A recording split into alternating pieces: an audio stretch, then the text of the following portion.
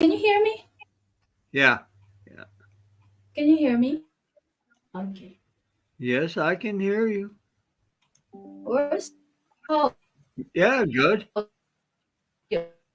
And you're live. Good Mommy morning. Yano. Good morning, Mommy Yads. Look at you. Full of bubbly late in the evening. She is an early bird. Yeah, she is. Oh, yeah. How's your weekend, Mommy Yads? Oh, I wanted to do there we go. it last night, but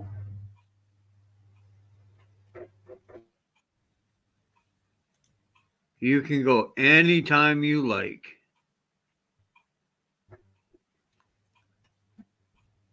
what is that? You said you wanted to go live I last was night. away from YouTube. Oh. Yeah, but my internet doesn't allow me to show.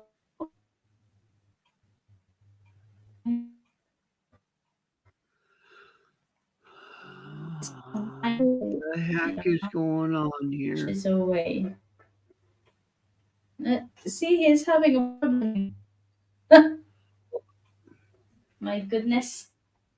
It's too early in the morning for me, and I ain't awake yet. So here I am trying to figure this stuff out, and I'm lost already. I'm lost in two worlds, StreamYard and YouTube. About crappy internet. I think I need to turn off my There you go. video for this. That'll stop that choppiness. Oh, but you cannot enter YouTube. I'm trying to view it on YouTube, but this cannot. My phone is crappy internet because of the weather here. There's non-stop raining. Me feel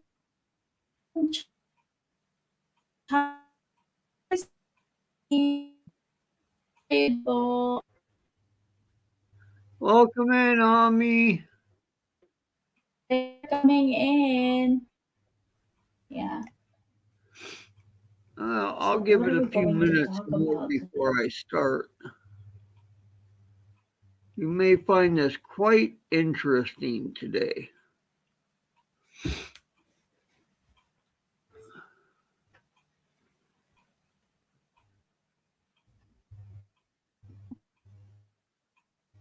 Hey, Mark, welcome in.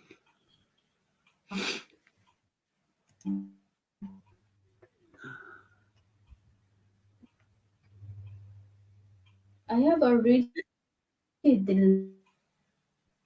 You see the topic?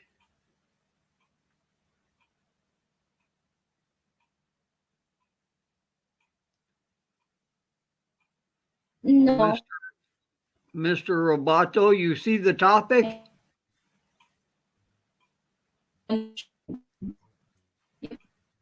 I Don't say a word. You're chopping. All right. I see how her internet's going to be most of this stream.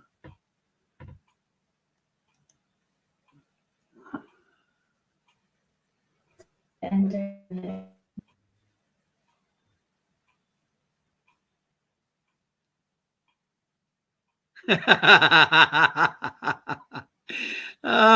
Give me a second, Chris. Welcome in.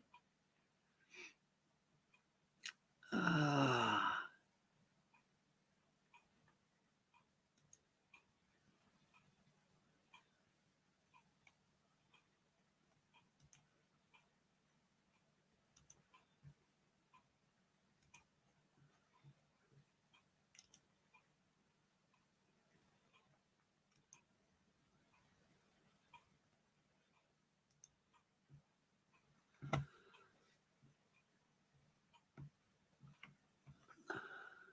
There you go.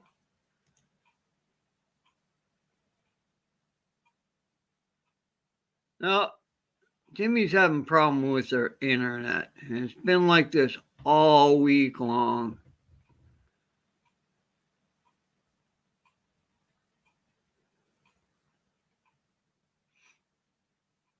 I don't know if it's the weather or something over there in their internet. But anyways, I dropped the link for you, so if anybody wants to come up and just hang out while I go through this, you're more than welcome.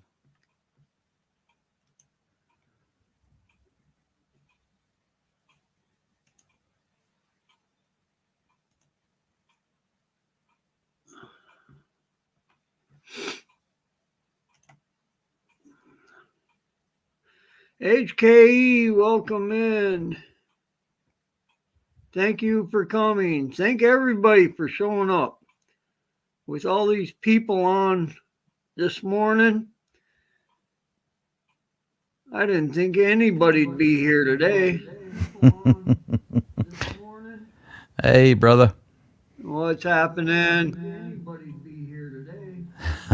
Oh, a little echo there. Hey, brother. Goodness me. Oh, I got audio going everywhere. I got Spanky on WhatsApp at the moment. There's stuff going everywhere. I got audio going everywhere. I got Spanky on WhatsApp at the moment. Yep. Echo, echo, echo. Welcome in, Yeah, man. that's the one. Sorry, mate. I'm trying to. Yeah, Yeah, I'm in the middle of working on 2 jobs, and it's just like, oh crap. Oh, Hang on yeah. a sec. I just got to change my audio settings. I'm in the middle of working on 2 jobs, and it's just like, oh crap. Hang on a sec. I just got to change my audio settings. Sound. Hang on a sec. I've got to get my headphones to put over the top of my iPod so that I can hear Spanky and I can hear you guys, and turn the speakers off. Oh my goodness me. My goodness me. What an audio nightmare. Headphones. All right. Oh, that's a whole lot better. Yeah, sorry about that, mate. Oh, that's all right. That's all right. But mind you, I got yeah. And I got Spanky on WhatsApp at the moment. She's waving a finger at me at the moment. She's in the BG watching me talking to you. Oh, that's great. You gotta love technology, mate. Oh, yeah. All these voices in my head. I ain't got enough room for all Yeah, yeah, that's it.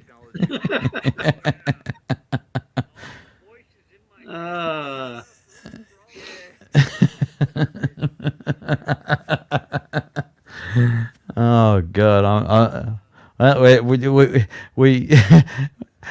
hey, Timmy's coming up. That's great. Yeah, no, Sir Spank. Chris, hello. Oh my God, I'm hearing myself coming back. That's crazy. I'm in the middle of working on 2 jobs for Warner Brothers and Sony Audio at the moment, and I'm like, okay, and then Spanky called me, and I'm like, and then we're watching the other feed and going, oh, okay, you guys are going live. Let's just jump in and mug you. Believe me, I don't mind. I don't mind one bit. I enjoy you guys coming in. The more, the better. The more the merrier. Yeah. Yeah, absolutely, mate. Absolutely. Yeah. It's always a good time when people show up and enjoy it. Yes. Oh, look at oh no, Spanky's. No, she's talking to you, not us. Spanky's plugging in her good microphone that I sent her or gave her.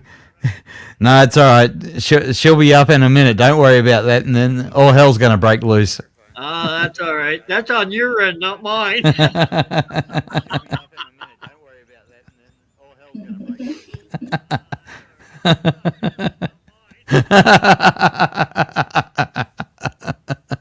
got nothing to do with this. Oh, I love it. I love it. Welcome in, Bendy. Bendy, hello. How you doing, brother?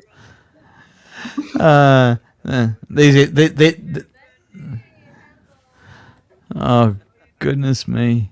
Hang on a sec. Oh, I got to turn the audio. That's what's. Oh, I got the echo here because I've got the audio turned on. Okay, now that I can see you.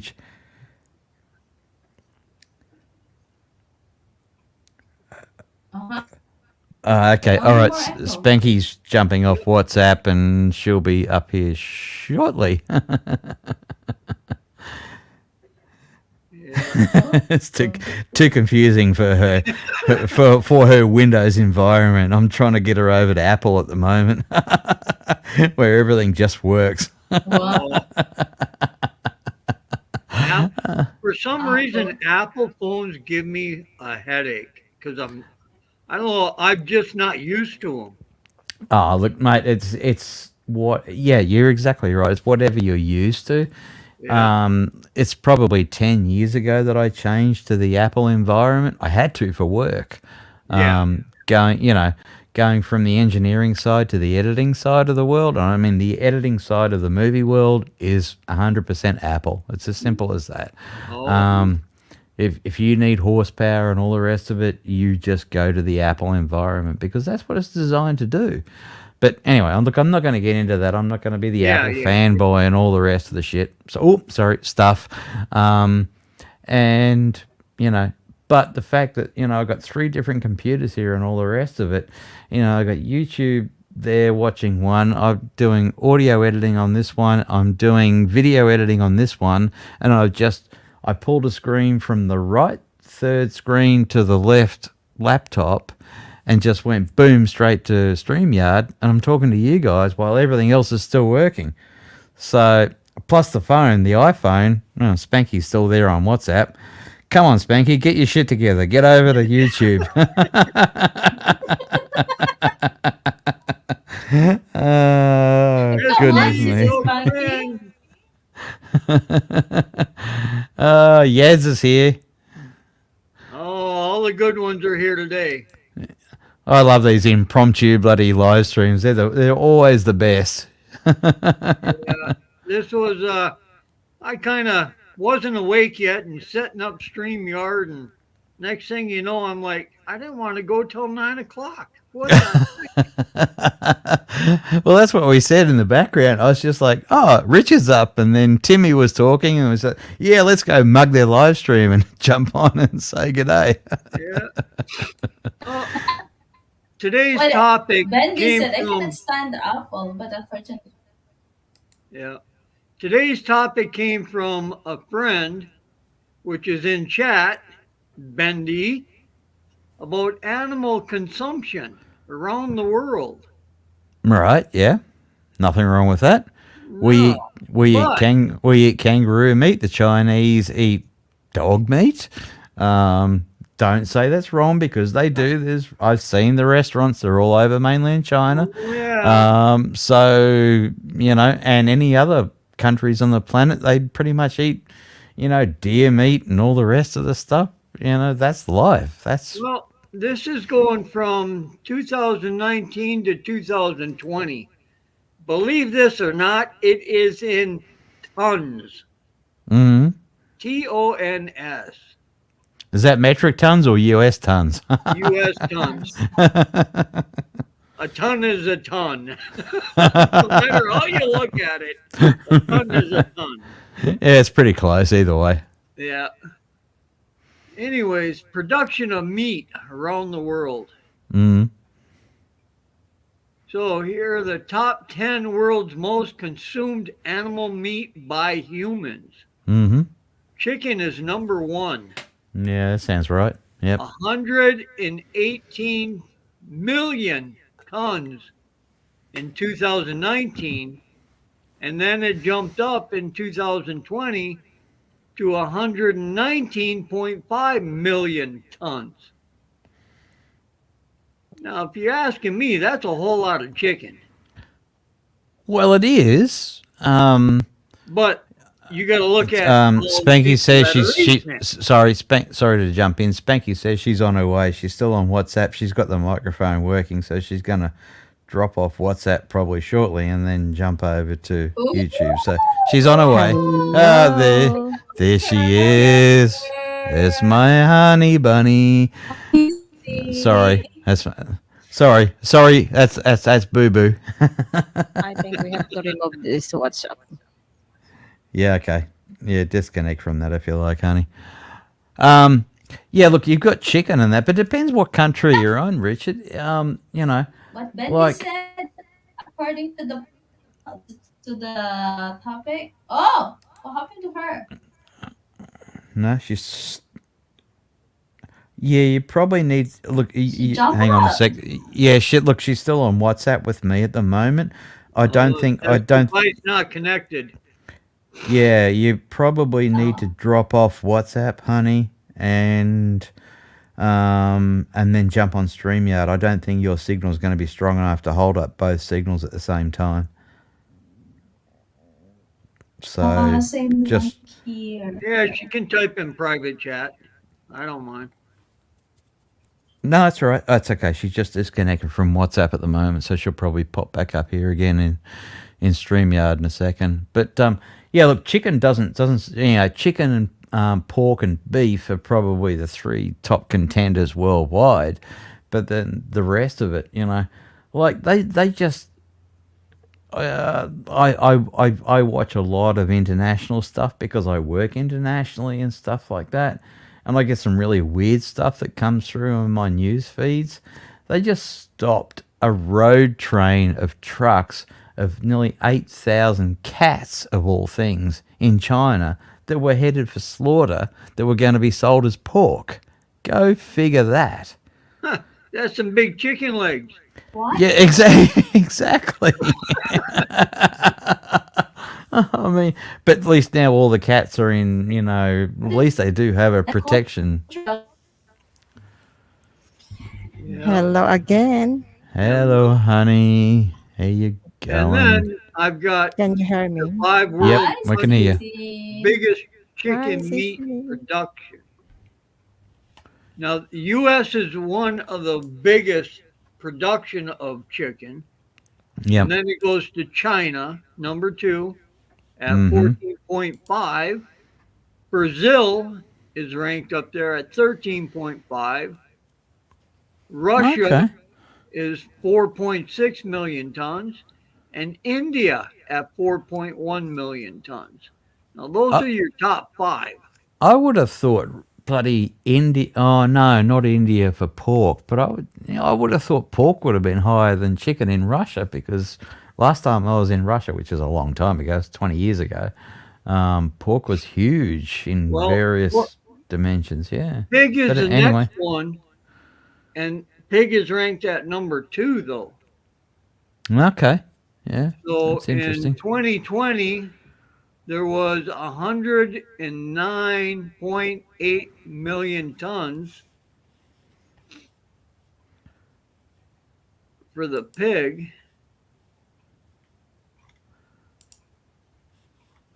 That's all chicken. Uh-oh. Okay, Yeah, so sick. now this will be surprising.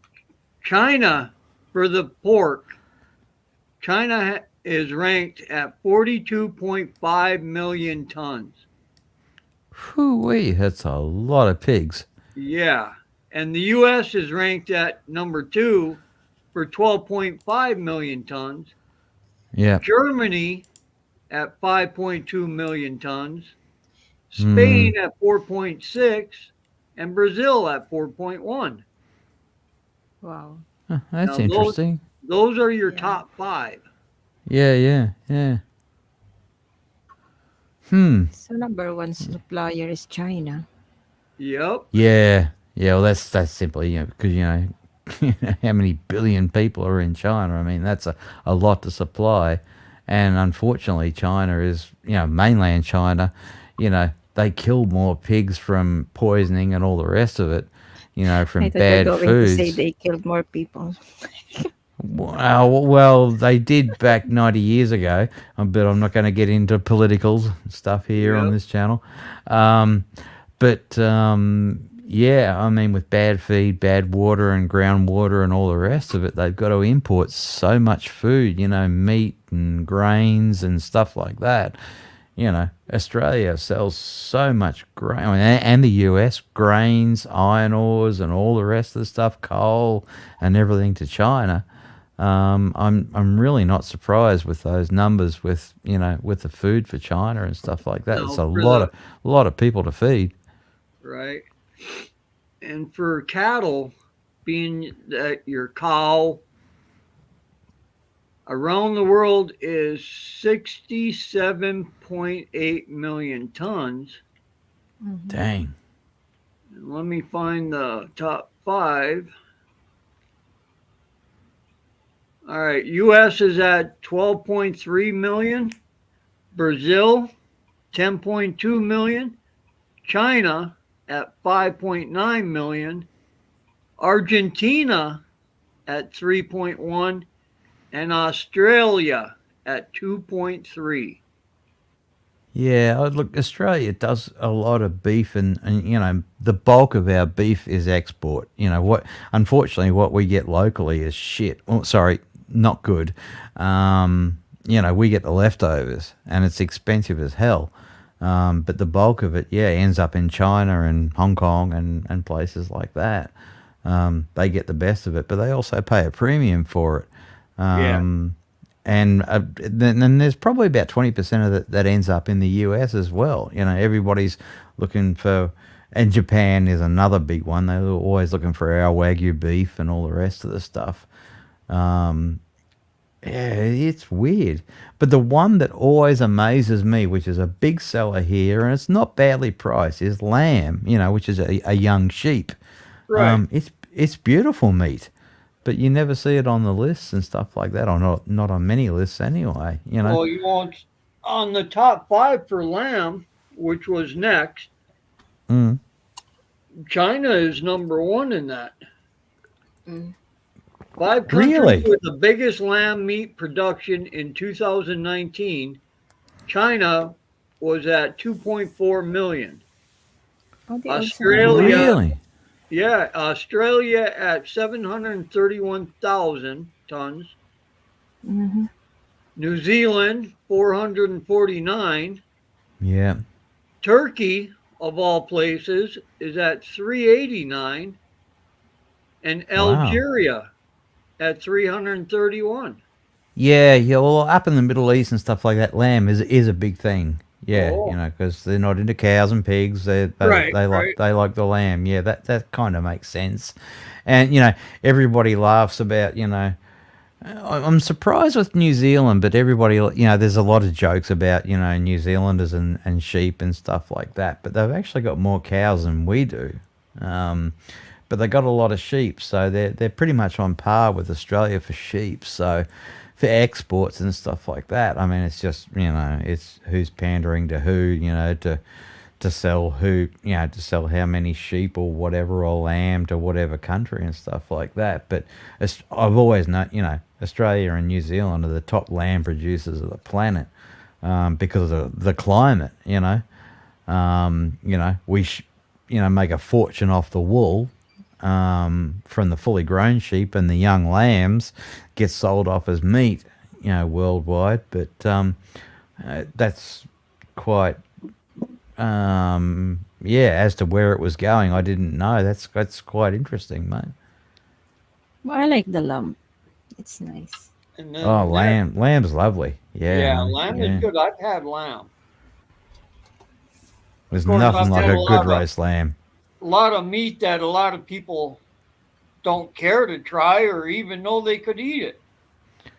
Yeah, that's it. Lamb is a milky. Sorry, what was it, Timmy? I think lamb is a milky. It has a It's minty flavor in it.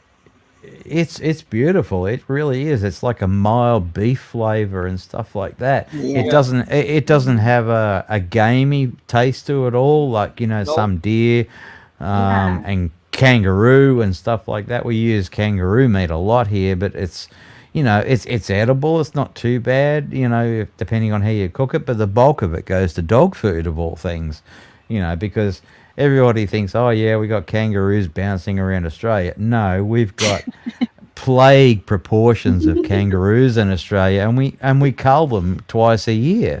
And you get a price per head for kangaroo, and it goes to the dog food industry.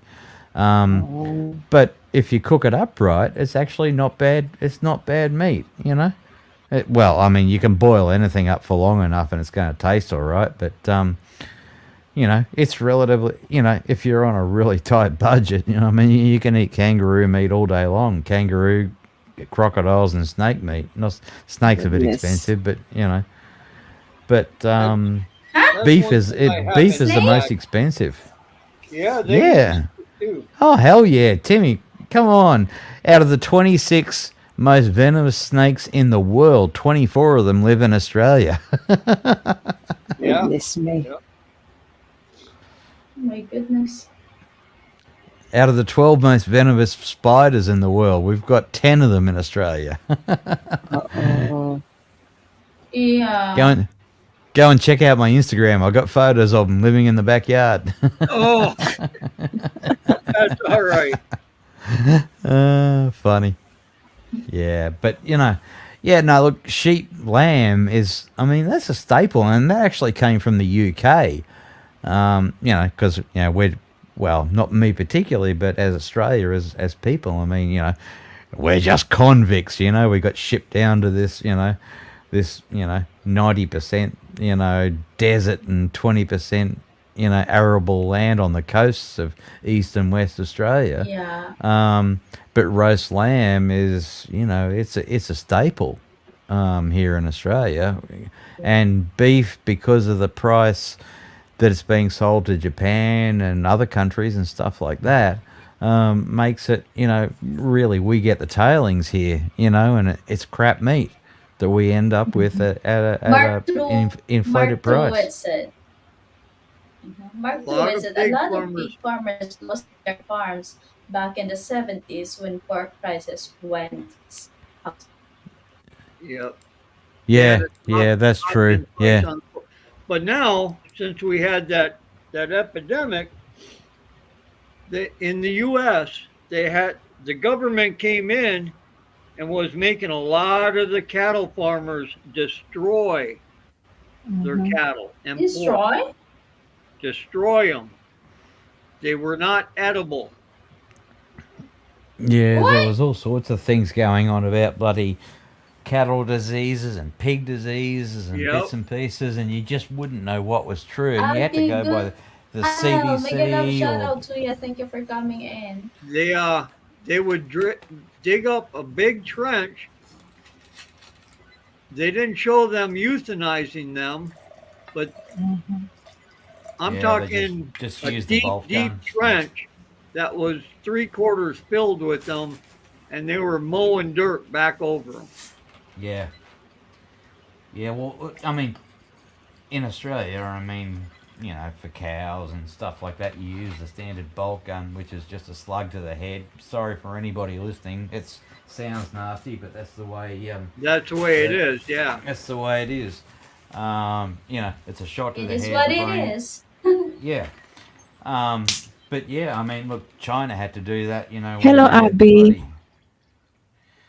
They, had all the Look here, problems with the HENT pigs and stuff Alice. like Oh, that. hello, Abby. Yep. Yeah, just bolt them in the head and throw them into a gully and bulldoze the dirt over the whole lot. It's sad, but that's the circulation of life, unfortunately. Right. Hang on a Then second. the next Second. one on the list is goat meat. Goat meat, I've tried. It's actually not bad. It's a little gamey depending on where you get it from, but I actually didn't mind It's it at not all. bad at all. There In is Philippines, we made it caldereta. when I've had goat meat, Oh I shit! can If you tell guys the can hear difference me, hang on a sec. between I've a lost goat that is the sound coming back. Change is settings. grazing out in the fields There versus we go. being fed in a pen. There is a big change in the taste of the meat. Sorry, Richard, I missed a bit of that. The Bluetooth changed from one set of headphones to another. What changed? What from what to meat? What meat to meat? On goat meat, Yeah. the free range goats taste better than the goats that are just raised in a pen.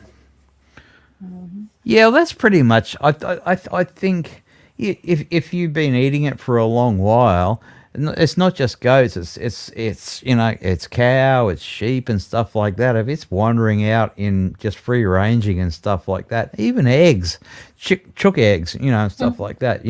We pay a premium in Australia, for so-called free-range eggs where the chooks are just running around out in the paddock, and you can notice the change in the taste. Yes.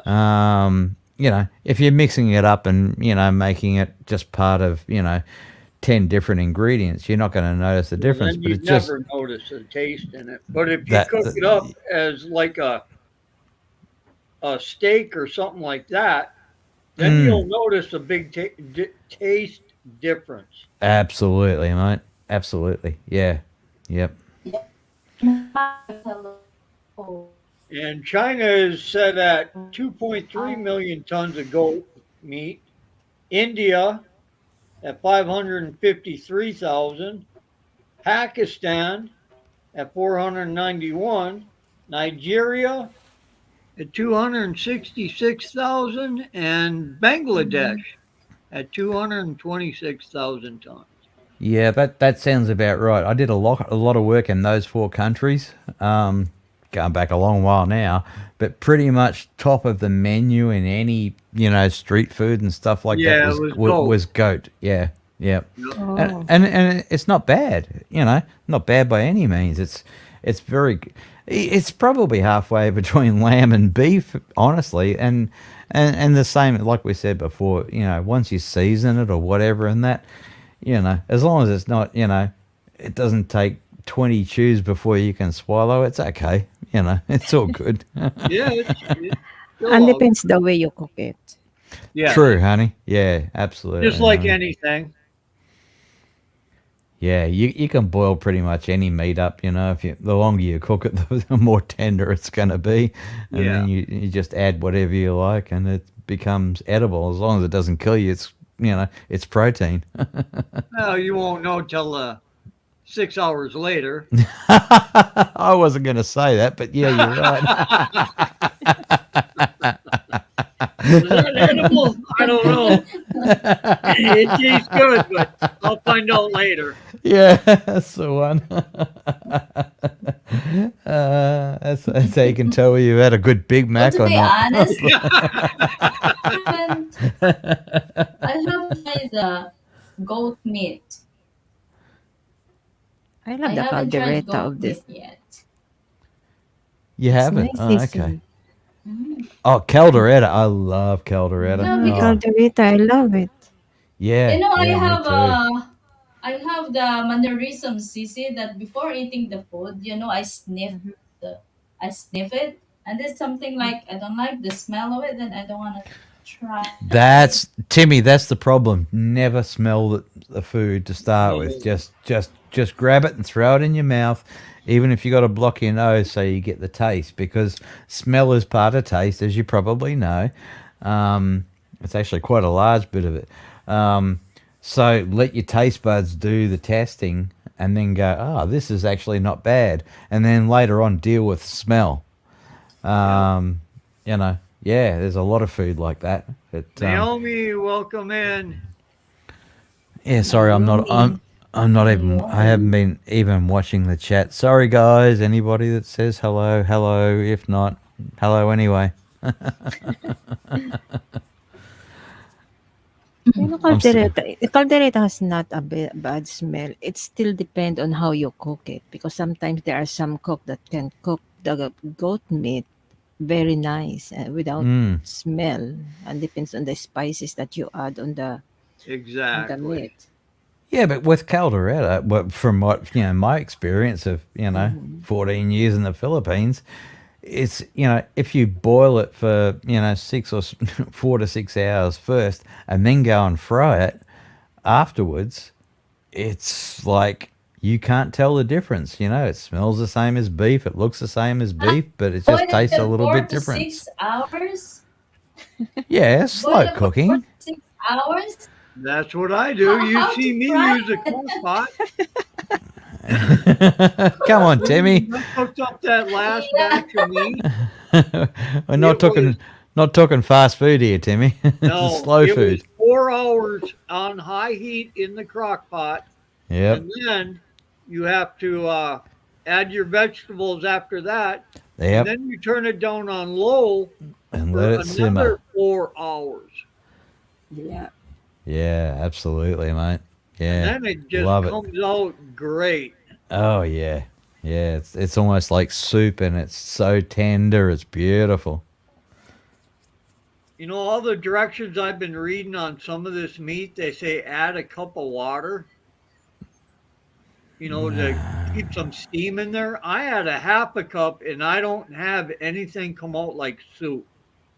Mm. Yeah. It's Yeah. just real tender. The potatoes are great. They're not real hard or soft. I only add a cup when I'm going to boil it down a bit longer if the meat's still a bit tough. So you let it boil down, but then I still add the vegetables later. I mean, I haven't done this in ages because I live alone.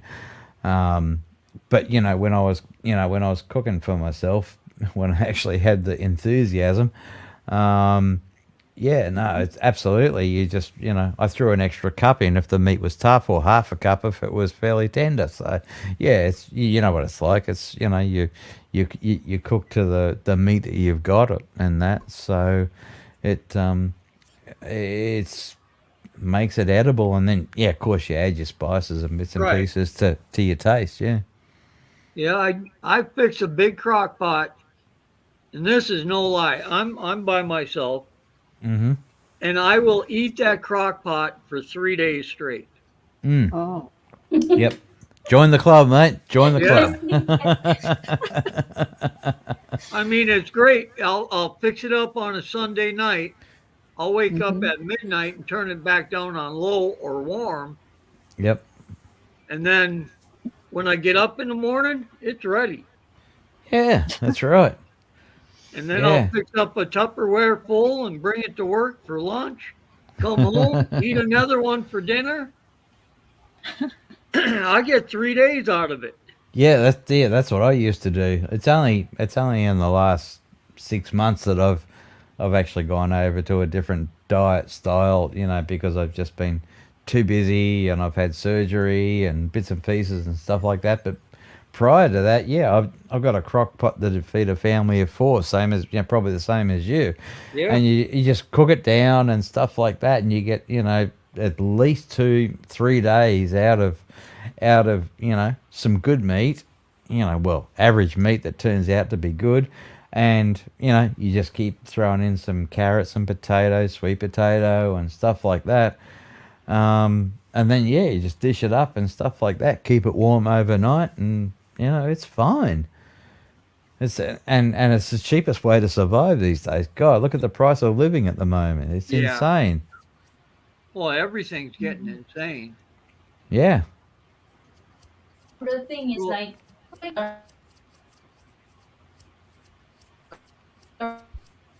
you're robotic, Jimmy. Yeah, yeah.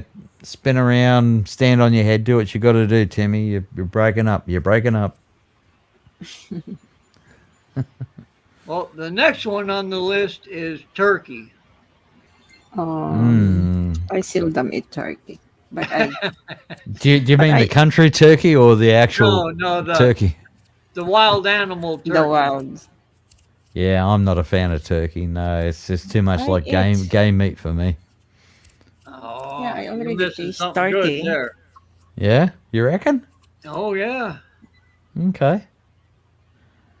In Middle Yeah, East, yeah, Middle East. Yeah, they eat a lot of turkeys and stuff like that. Well, you're Yeah. going to be surprised at some of the top five in here.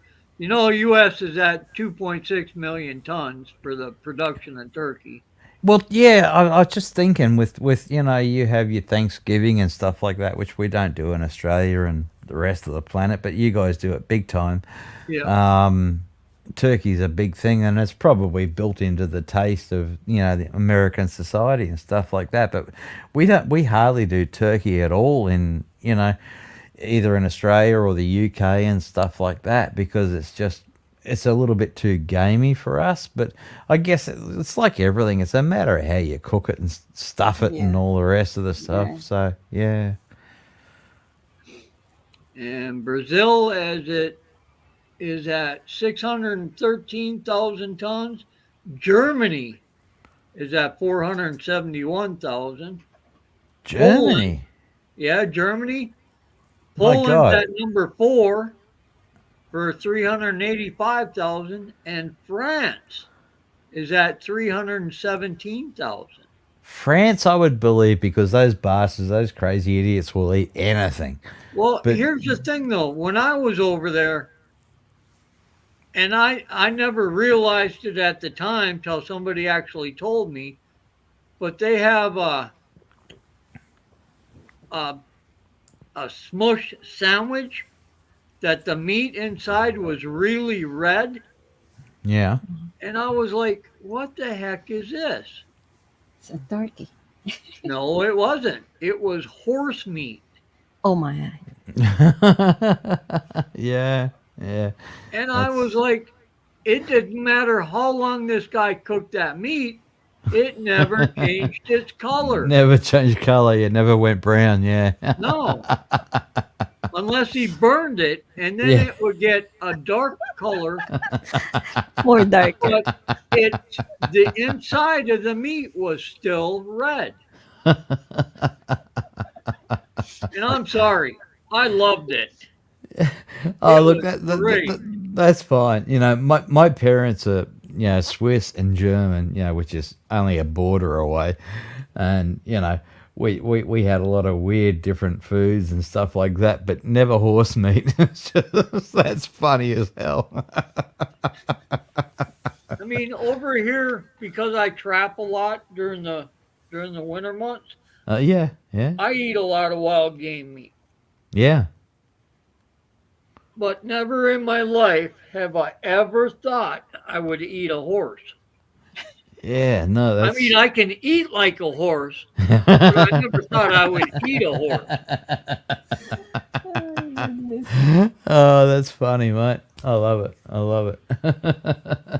Yeah, no, it just seems wrong, because I had horses when I was a kid. Oh, not so much when I was a kid, but my first marriage, many, many, many, many moons ago, we had a couple of horses. We had 3 horses actually. The thought of eating them is just like, no, they were Yeah. like pets. They were like dogs, It's just Exactly. no. Turkey, I've had turkey and stuff like that. It was a little too gamey for me, but it's something I could easily get used to. It all, like you said before, it all depends on how it's cooked. True. A Yeah. lot of your gamey meat, you need to, uh, what the heck is that? Brine it. Yeah. Use salt and use Yeah, the brine and brine the it. water. That takes Yep. out a lot of that gamey taste. Right. You know, take out Yeah. the hammer and beat the snot out of it, and then brine it and let Yep. it soak in the refrigerator for 24 hours. And Yeah. I had a grandmother that I barely knew. She was on the Swiss side of my family, and yeah, they used turkeys and stuff like that. And what they would do is they would beat the crap out of it with a aluminium hammer that looked like it had like peaks on it and stuff like Yep. that to make it obviously less stringy. But what they would do is they would boil it first, and then they would empty all the water out. Sorry, they would boil it in a brine, and then would empty all that out. Then they would put water back in with the spices and bits and pieces and stuff afterwards. And I thought, I did, until recently, in the last, 5-10 years, it didn't really make a lot of sense, but now it does. Going, okay, that gets rid of the gaminess, and it's just another protein. It's just another meat. It's So yeah, I mean, I wouldn't have a problem eating turkey. I've eaten just about Yeah. everything on the planet. Everybody's got their own way of fixing wild Yeah, yeah. wild game meat. Mark says that's why I eat deer. I know what it's been eaten. I never know what you're getting in the market. Yeah, that's weird because I mean, we used to have deer meat here on, you could buy it in the supermarkets and stuff like that, and then all of a sudden it disappeared. And I'm like, why the hell? We used to eat that once a week in Australia when I was a kid. It's just like it's great. It tastes good. Yep. So I don't understand. Maybe the deer market in Australia when I was a kid just dried up or something like that. But yeah, oh geez, The main reason was why one I of the got a highlights. crock pot was for doing the beaver meat. Okay, all right, That that I can't say I've ever tried, mate. I get quite a few during the winter months. Mm-hmm. So the only I don't care for it if I fry it up. It's got a weird taste to it. But if I throw it in the crock pot and cook it down like that with vegetables and stuff, truthfully, you can taste a different taste in it, Mm-hmm. but it's actually really good. Yeah. Look, everything's an acquired taste. If you have it a couple of times, you either go, all right, yeah, I like this, or you go, no, I'm just not eating this anymore. Like I love crocodile meat. It's actually quite a big thing in Central Australia. But snake meat, I'm like, yeah, I can take it or leave it. Eel meat, no, I can't do it. I can't Wh- stand eel. Yeah, but in Asia and stuff like that, eel meat is quite a staple, depending on where what part of Asia you're in. Well, that's just Um, like here in the U.S. A lot of people like catfish.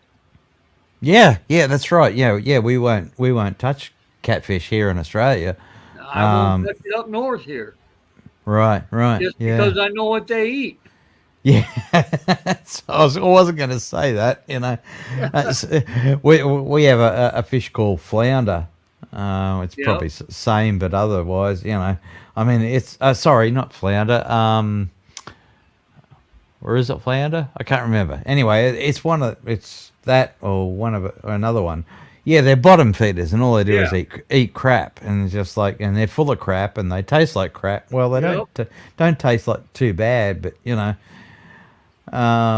like, yeah, no, it's when you know what they eat, but you taste it, and it's not too bad, but it's just like one plays off against the other. I mean, that's like flake.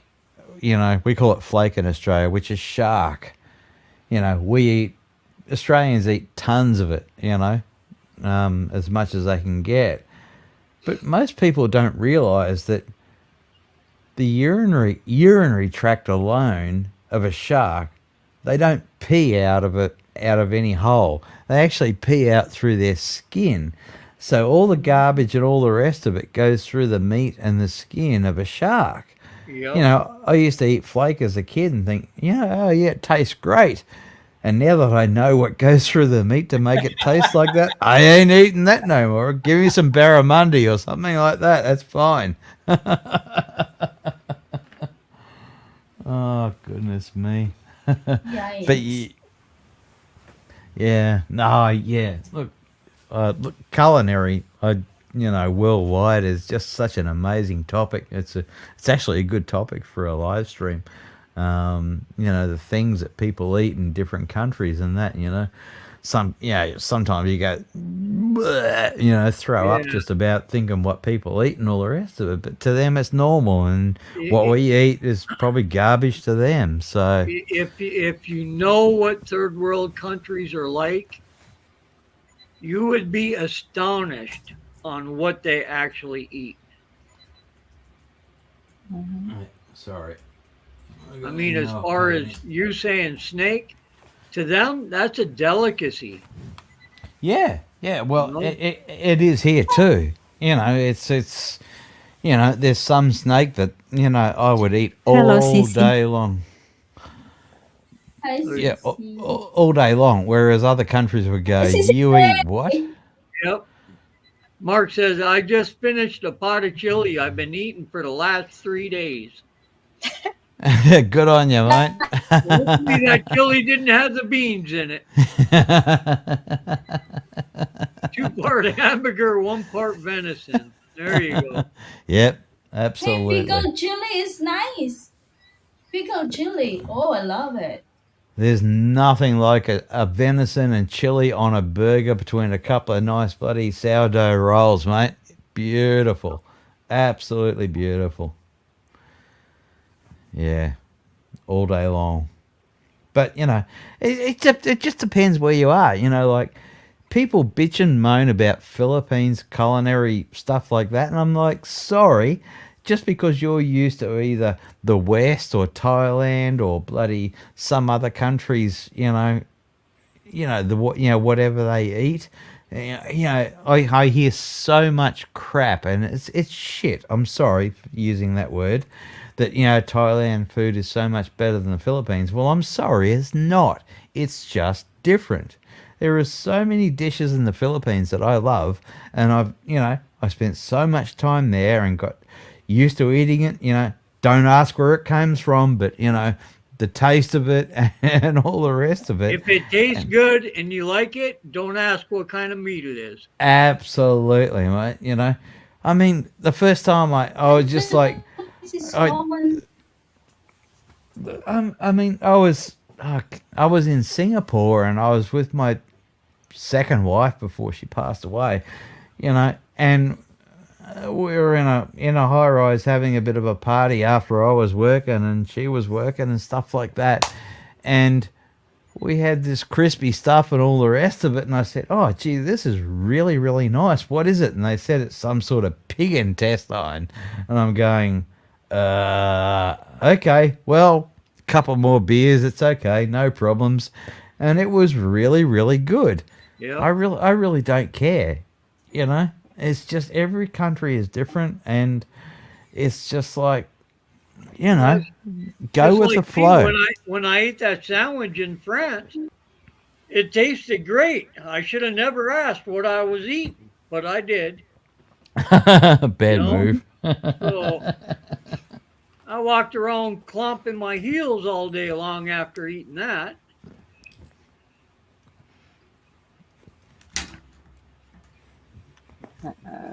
What is the next one on there? I don't know if you guys can hear me, but I've lost the connection. No, you're Yeah, we good. can still hear you. Duck meat production in 2019. China top number 1 of the 5. 3.2 million. All right. I think we're back. Okay. Sorry. Duck, China, Hong Kong. Yes, absolutely. Every Yep. second window's got ducks in the window. A couple of months ago when I was with HK, we were walking down the street going, duck, yeah, no. Next window, duck, yeah, no. And we ended up at a Thai restaurant in Hong Kong. That's funny. That's so funny. When he saw the But- duck hanging on the window of the restaurant, and I said, "Oh no, come on, let's go to other one." I don't know how That's to- right. I It don't was know your how fault, honey. to say Myanmar? Myanmar. Yeah, Myanmar. That's pronounced That's number 2 at 194,000. Vietnam ranked 3, at 98,000 tons. This is for South, duck, is it? yeah, for duck. Okay. South Korea at 95,000 tons, and Hungary at 90,000. Hungry. Hungary, yeah. I would never, in Asia, duck is very, very popular, especially in China and Hong Kong, but I would never, ever have guessed hungry. Huh. That's interesting. Yeah. Well, Faye's right in chat. Duck meat is good when they know how to cook it. Yeah, that's true. And, I don't know how we ended up eating Thai food, but, I was just drooling looking at the ducks as we were walking down the street together going, But I ate duck. Len Whistler says barbecued duck on rice is popular in Vancouver, Chinatown. well, that makes sense because half of China lives in Canada these days.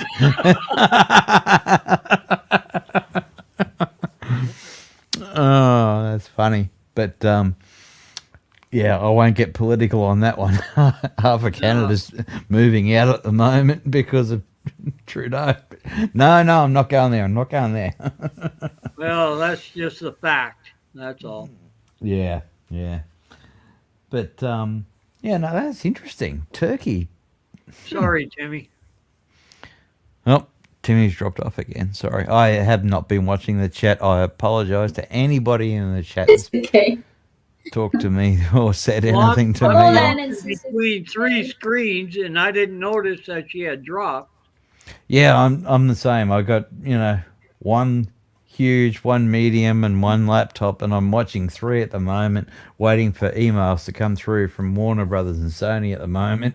Like, no, okay, well, maybe you're happy with my work, so I'll just keep chatting here on the live stream. There you go. What is the next one? Oh, something. This is what really astounded me. Mhm. Buffalo meat production in 2019. Buffalo. Hang on. Before you get going, buffalo. What's the difference between buffalo and a male cow?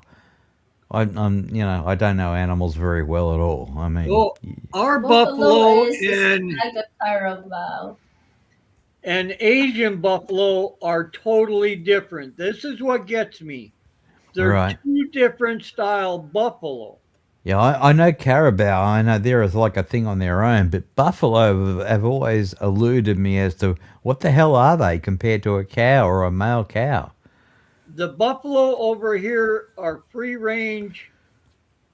They're not really a cow because their fur gets so thick. Right.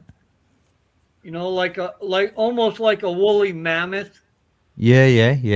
Is that That's because of way the our weather or buffalo just the way they are? over here.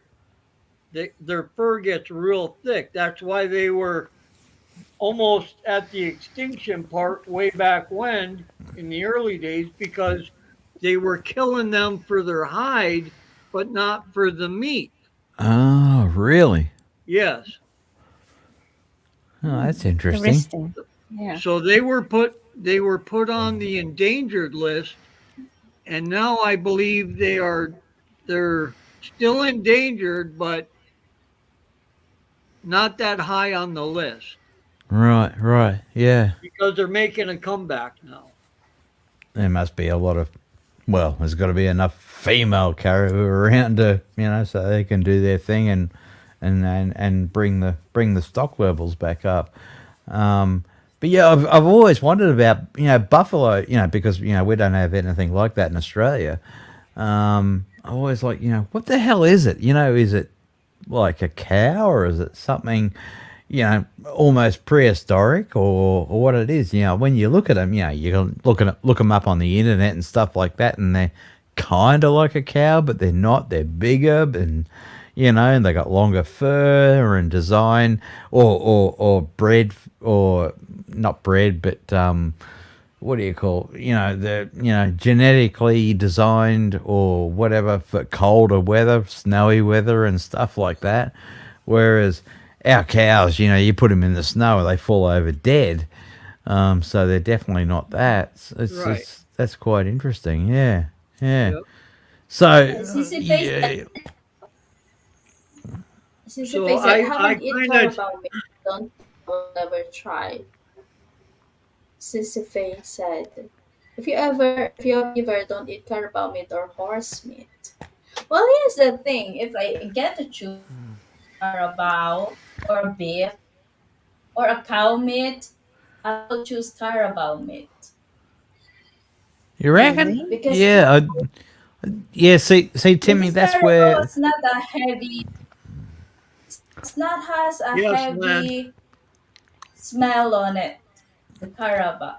The cow Yeah, has but, a heavier smell compared to Carabao. yeah, but you see, Timmy, see, I think that's where it's a cultural thing. You know, we wouldn't, you know, we have some carabao in Australia, but they're not very, you know, they don't last well in our environment down here. You know, Philippines, Thailand, stuff like that. There's a lot of carabao. But you know, we eat beef like it's going out of fashion. You know, like you know, as many as we can breed, we sell, we eat, and all the rest of the stuff. You know, because of the taste and stuff like that. Carabao is more like it's a workhorse and stuff like that. It's a tough meat. It's to us anyway, to a Westerner, it's a little more gamey. You know, a little bit depending on how you cook it. You know, it's just not something that survives well down in the colder regions of Australia. Um, I'm really surprised. And Faye, you know, I'm trying to catch up on the chat. Um, you know that you would go to Carabao before, you know, a cow. I think that's what you said. I think it's rolled off my list here at the Yeah, moment. yeah, yeah. I don't have my glasses on. They're lost again. Sorry, honey. Len, you're right on that.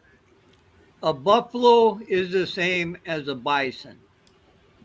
Bison. Oh God, now we're getting complicated. Bloody Well, buffalo, the bison bison. and buff. See, this is this is what gets me over here because they're different origin. Mm, The the caribou over in Asia look like our musk ox over here. Mm-hmm. We call them an ox, OX. all right, right. Yeah, I haven't heard that Okay, in a long time. right. So our buffalo and bison over here are no comparison to the caribou over there. Yeah, but in China, the ox was the staple of, you know, it was the machinery of farming for As it was thousands of over here. years. So there's got to be some link between them all somewhere, somehow. You Uh, know? See that I don't know. I didn't dig in too far on that. I just tried to pull up the top five everywhere. Yeah, sorry. Look, I just love I love going back in time and going, how did this get from here to here and that to there, and you Oh know yeah, all the rest of the stuff. It's just like, yeah, ox or oxen. You know, we had them in Australia in the very early days, but you know they couldn't survive in the heat here. Um, they're big in Asia, and you guys have got them, and it's just like, how do they get from there to there, and just like, but they were always the workhorse. I mean, you didn't eat right. them or anything like that. They were like the bulldozer. You know, Yeah. you dragged everything with an oxen Well, or back an in ox. excuse me, back in the early days here in the U.S., they used them for logging Mm, mm. because they would pull these big trees out of the woods where you couldn't get machinery up in there to do it. Yeah, yeah. Before the Swedish got bloody, you know, these things that cut them off at the stump and then Yeah, yeah, pulled all the branches off and cut them off in, you know, in lengths and in lengths and put them on the back of a truck for you. Yeah, but yeah, oxen they were used, yeah, primarily for dragging stuff around. You know, all over Asia and up in your neck of the world. But you know, they just couldn't survive down here. You know. Yeah, the heat. Yeah, they're not a warm animal to climate. Yeah. Look, that's funny. Just to change the subject slightly, just a little bit, Spanky and sorry, HKE, sorry, honey. We were talking today. Was it today or yesterday? Hang on, depends what time of day it is. No, it's past midnight, so it was yesterday. We were talking about camels, and Oh yeah. the camels in Doha and all places like that where they have camel racing and stuff like that. Nobody knows unless you dig into the internet. The world's fastest and best camels come from Australia because 80% of Australia is desert and it's full of bloody, free range camels. I mean, you don't eat camels, but those buggers are fast as hell and Huh. they win races and, they deal in Yeah, gold. I was surprised to know that camel was from Australia. I thought Yeah. Yeah. it's only from Arab world. Yeah, that's right. We ship hundreds of them to the Arab, countries, every year, because, the camels that live out in our desert, and trust me, we've got 80% desert. Australia's a huge place, but you can't live in it except on the coasts, the east or west coast. But in the middle of Australia, I mean, the camels, those bastards, sorry, those guys, camels, damn, they're fast on their feet. And, we sell them by the hundreds to the Arab countries for racing and stuff like that. And guys make a fortune out of it. I don't know what happens to them in the end, whether anybody eats them or whatever. But sorry, that's just a bit of a sideline. It just pricked up in my head because we were talking about it today online. So when they order them, do they order them with one hump or two humps? You want sugar and milk with that or what? Maybe one hump. Sorry, mate. I'm not that. I just, I just heard about it from a farmer a couple of years ago and said, "Oh yeah, we make a ton of money out of cows and we run sheep, but we make more money out of camels." And I'm like, "What? Yeah, we go around them up out of the desert and we sell them to the Saudis and they love them for racing and stuff like that." And I was like, "Okay." Well, they must be ordering the two humps so they sit in the middle. Yeah, it could be. Well, actually, They don't get thrown off. it's funny they don't use humans to actually ride on the camels in Saudi and places like that. They use this. It's a weighted. It looks like a chimp. It's a weighted thing that actually sits on the camel between the humps. All has to be exactly the same weight, so there can't be anything either one way or the other. Right. And they race the thing, and they race them for big dollars. I'm talking, thousands of US dollars, per race. But that's nothing to the Saudis. It's just couple of bloody grams of gold here or there. Yeah. But yeah, apparently, after I was talking to this farmer, because I wrote some software for him for his farming equipment. God. Okay. Yeah, he makes more money out of going out. Him and two other farmers, they go out in their four-wheel drives. They round up these camels. They pick the best of the best. They stick them in a truck. Then they put them on a boat and send them to Saudi.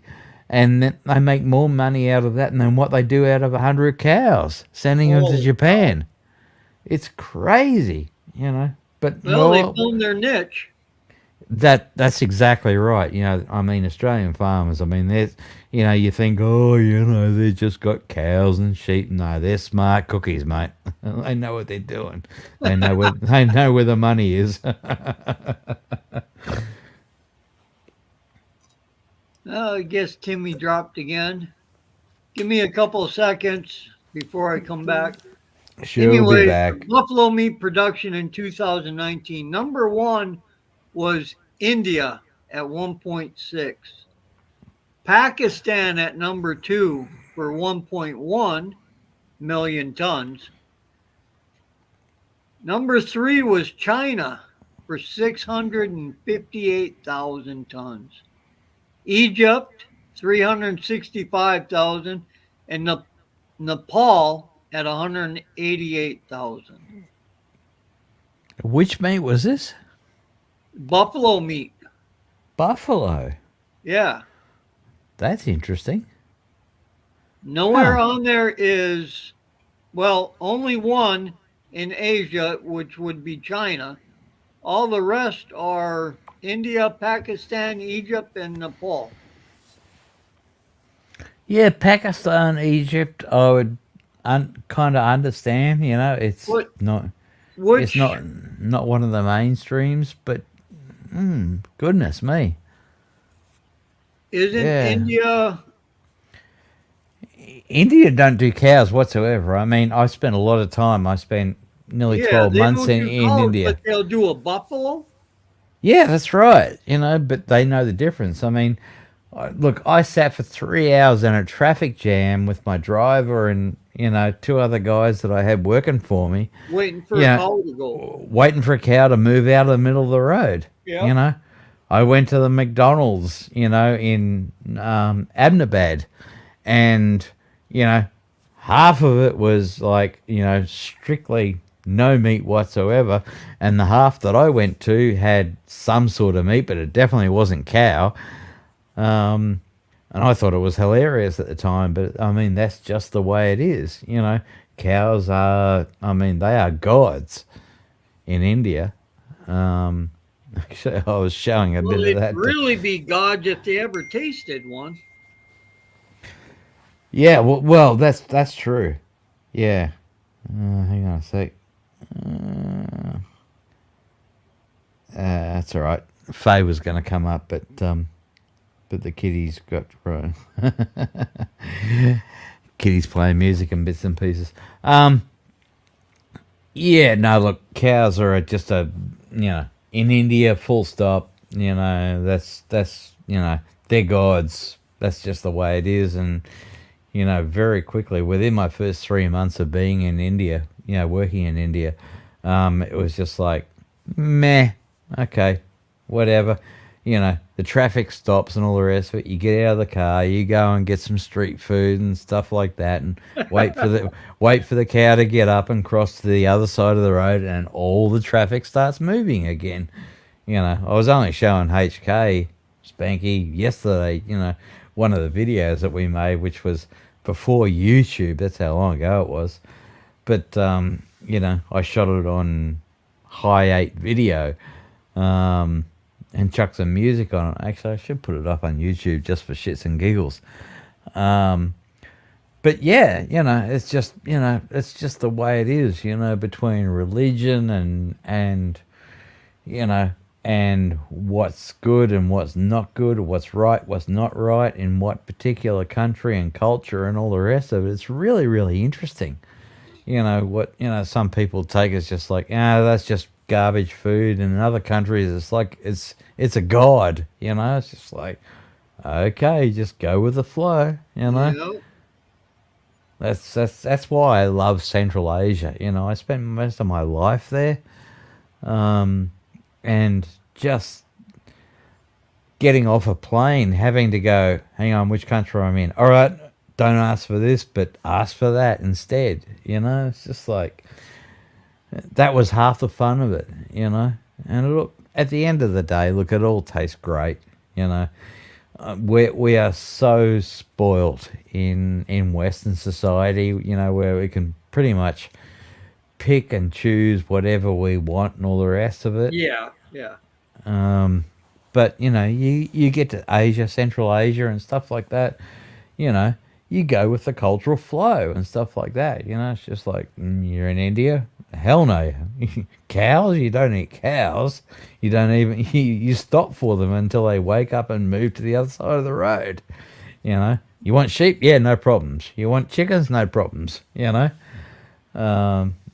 it's just everything's different, and that's what I love about, you know, the diversity of, you know, of all the different countries, you know, that I had to work in and stuff like that. even in the EU, when I was working there, it's just like, there's differences and stuff between Russia and Poland and bloody Croatia and all the different Yeah. countries.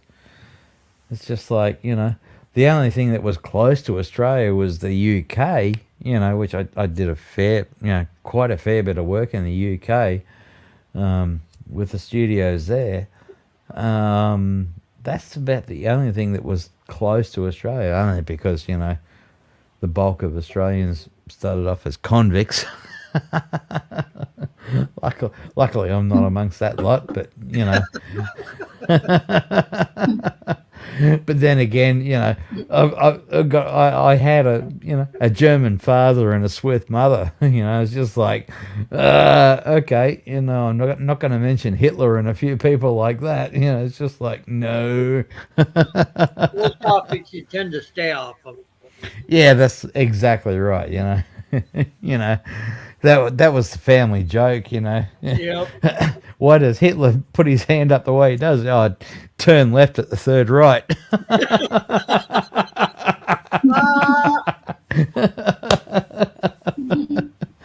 Oh my goodness Oh my me. God. But I kind of agree to that. What you said, Circus. I kind of agree to that because most of the ex-convict person in the Philippines came from that country. Actually, So well, now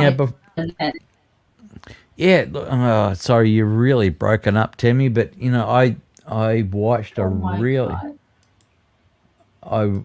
yeah, that's all right. You're coming back at the moment. I watched a Uh-huh. really great channel. Where is it? Let's see if it's still in my tabs at the moment on this other machine. Um, It's in the about memories. You can watch it. You can search it about that kind of stuff. No, I was looking for the channel because you think, okay, it's the channel name is nothing like what it is. Um, anyway, look, it was all about how the Philippines and the US got together to drive off um, Japan during the war and stuff like that. And the latest episode, I think he does one every couple of days and stuff like that. It's about the Second World War stuff. Um, but the way that the Filipino scouts and stuff like that got together, sorry, I'm not trying to change the subject, Richard, but it just reminded me of what I watched tonight before I started work. Um, of how they survived and ate and and tried to get rid of the Japanese and all the rest of the stuff during the occupation of Japan over the Philippines at the time.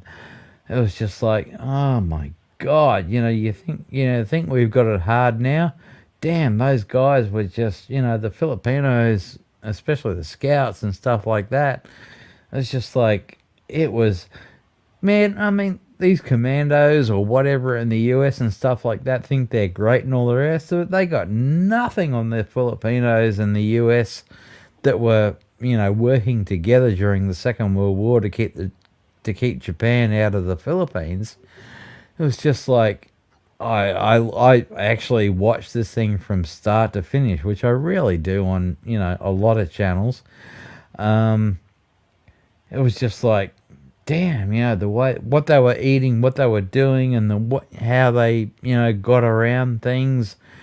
The way people got shot up and all the rest of the stuff. It was really, really enlightening to see how you know. I'm sorry, I love the Philippines. I always have and always will. It's just me. Um, just the way I love Philippines history and going back to the Second World War and the start of it, and Japan and the US and all the rest of it.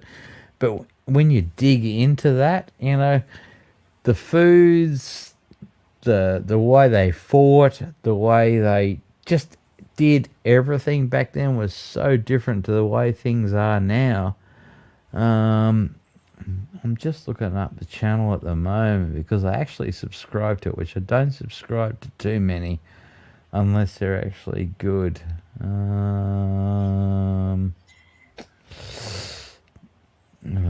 Probably the wrong computer. Well, you won't have to worry about the next war because the next war, if there is ever a world war again, will be all done by ships and airplanes. Actually, no, it's going to be the other way around, mate. It's going to be submarines and nuclear warheads. Well, Simple as yeah, that. You know? yep, And none of us, we're just going to go into if you want to get dark and nasty and all the rest of it, we're just going to go into a nuclear wasteland where it's going to be freezing or below 24/7 all around the globe. And, if you're a survivor, a prepper, and all the rest of the stuff, well, you may survive. If not, okay, well, that's nice the way the knowing you. world goes. Yeah, exactly. Exactly. Yeah. And, with China, the way it's about to turn out, bloody, these. Look, China buys all the technology off Russia. They've just bought 30 odd submarines from Russia. With very close to US technology for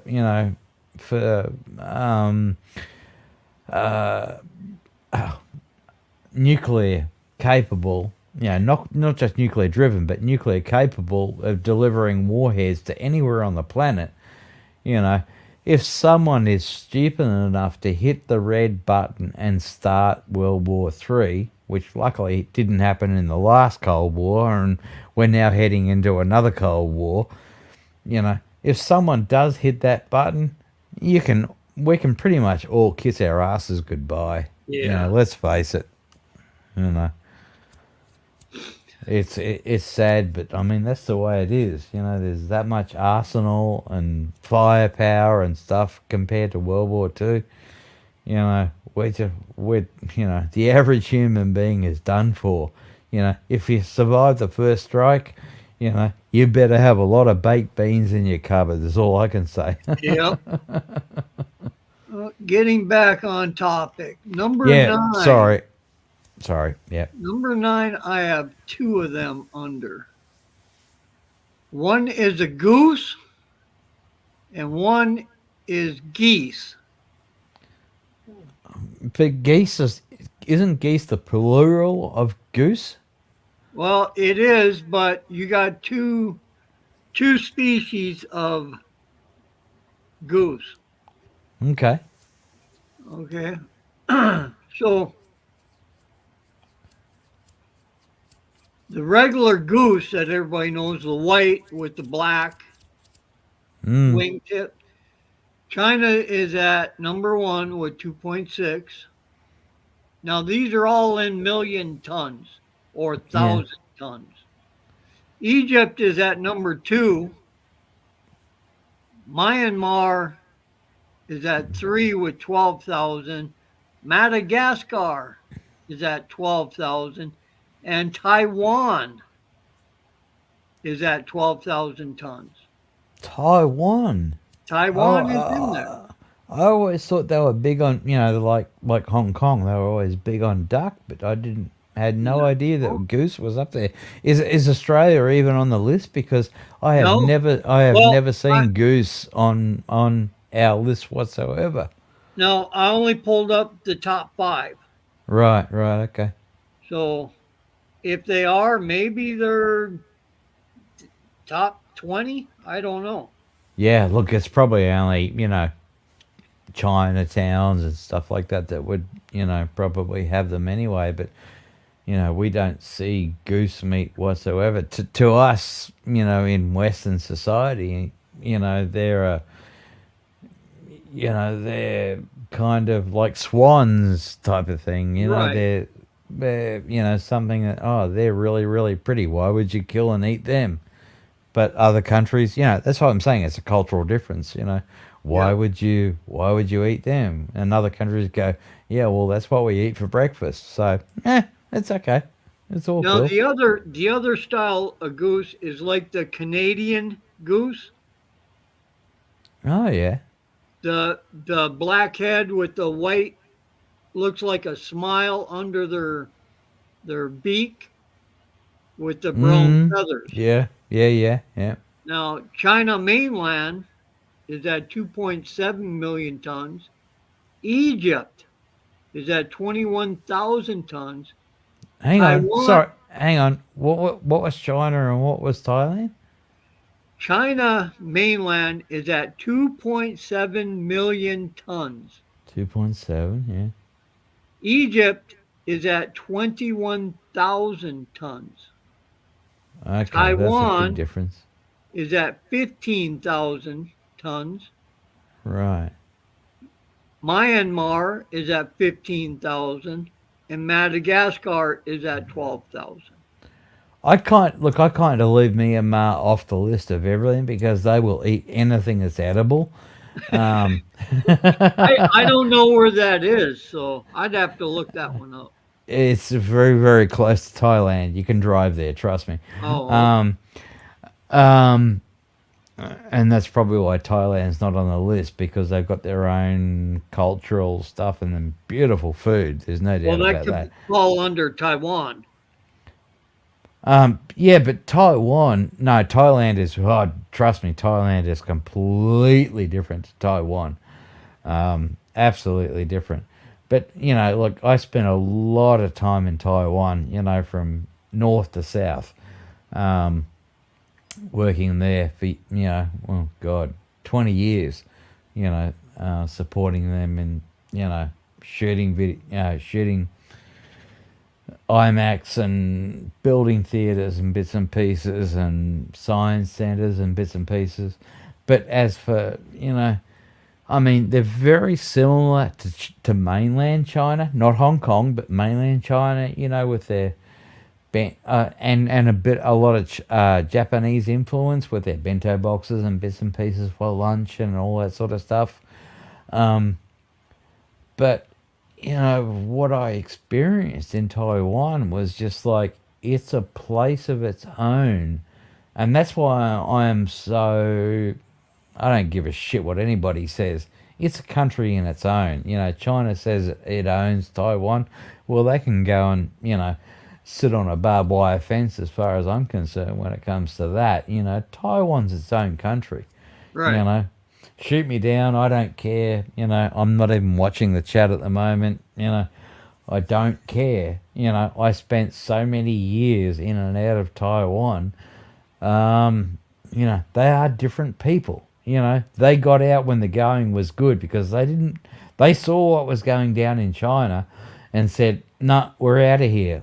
And they found Taiwan and they settled and different culture, different foods, different and all the rest of it. And mate, food in Taiwan is just insanely good. I just I couldn't get enough of it. Huh. The years that I spent there, but I really didn't know that that was part of their mainstream diet. Yeah, that's interesting. Number 10 on the list is rabbit meat. Now Oh, this surprised me a lot. Australia should be on that list. I'm surprised if it's not. Well, it was when I was a kid. We Not in ate. top 5. The US didn't even make the top 5. Really? Yep. Number 1 on that list is China. 450,000 tons. They really need to skim China off the top of everything because they eat anything on the mainland. Basically. Anything that moves, they eat. So Yep. you kind of got to just remove that and then have the next top five. But yeah, look, North as a kid, we had rabbit, and it's not bad at all. I loved it. exactly. North Korea was number 2 at 166,000. Hmm. Egypt 44,000. Egypt. Italy at 26,000 and Russia at 17,000 tons. Egypt and Italy and Russia. You couldn't get three totally different places that eat the same that like rabbit. Yeah, Anyway, well, hey, that's fine. Rabbits are rabbits. They're nice pets, but they also taste good. I had that as a kid, and it was kind of a specialty type of thing. It wasn't overly expensive, but it tasted fine. You know, well, you know. rabbit meat is a leaner meat. Yeah, yeah. And I got to admit, my mum was a pretty good cook. She could make a dog turd taste, pretty good. So. But yeah, no, we had rabbit quite often for a while, and and that what's rabbit, kangaroo, and a few others and bits and pieces because she would pick up whatever was cheap at the time. But now that was a 2019. Now in 2020, China was number one, North Korea, Egypt, Russia. Well, it says Russian Federation, yeah, and then the top five on that list was Ukraine, marked at number five. well, let's face it, what's going on with Russia and Ukraine at the moment? Who knows Well, they're all going to the real be, numbers? yeah, They're pretty much everybody's eating whatever they can get their hands on at the moment. yeah, Like I said, I watch the international, what's happening all the time because it affects me with work and life and all the rest of it. Australia is just a pimple that I happen to be sitting on at the moment before I get on a plane. So I'm always watching that stuff, but that's really interesting that, yeah, look, I guess it kind of swaps over. Ukraine is huge on crops and stuff like that. It's a huge has been a huge crop supplier to the rest of the world. And, well, mainly Russia before all this crap started. right. So, yeah, I guess the crossover, I mean, there is a lot of crossover between, Russia and Ukraine, obviously. There's people that have got family on both sides of the borders and bits and pieces. But, when it comes to grains, foods, animals, and stuff like that, it's got to be all pretty much, very, very similar, ever since the USSR collapsed Right. and, became what it is these days. Yeah, no, that's interesting. Yeah, That was but the top 10, but I went one more because it was back to what I was talking about. Number 11 is horse meat. don't get me started on a horse, mate. Don't get me started on a horse, mate. Oh god. These are the top 10 or top 5 places. Black outside, red inside. Look, dog meat in China and that. Look, I get it. It's a cultural thing and stuff. They've got restaurants all over. Yeah. Yeah, they deny it and all the rest of it. But when it comes to horse meat, I'm like, Jesus. Don't knock it till you tried it.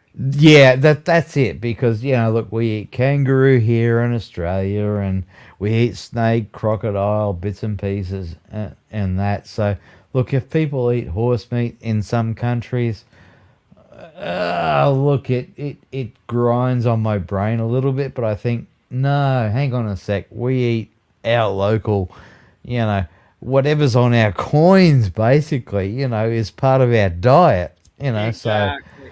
whatever, each Well, to their own. Number It's all one good. is Kazakhstan. Kazakhstan, yeah, yep. They're at 142,000 tons. Number two, Wow. number two is, of course, China. Yeah. Number three is Mongolia at 105,000 tons. Well, that's still China, yeah. Yep. And days. number four is Mexico. At Mexico. at Really? 76,000 tons. And Huh. number five is Russia at 48,000 tons.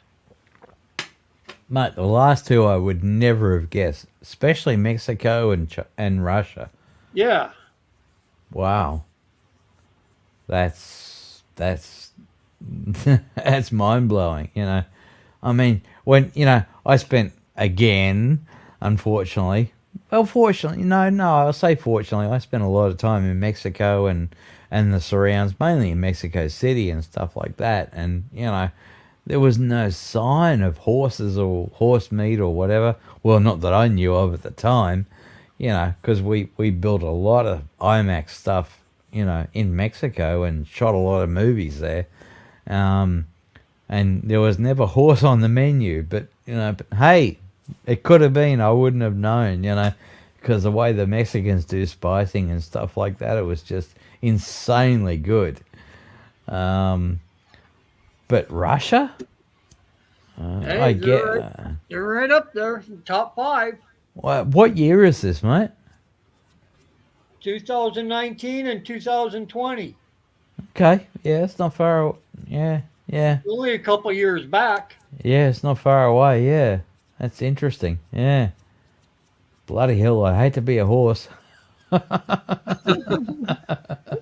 But being in the service and traveling a lot in the military, I've eaten quite a lot of different foods, Mm, yeah, and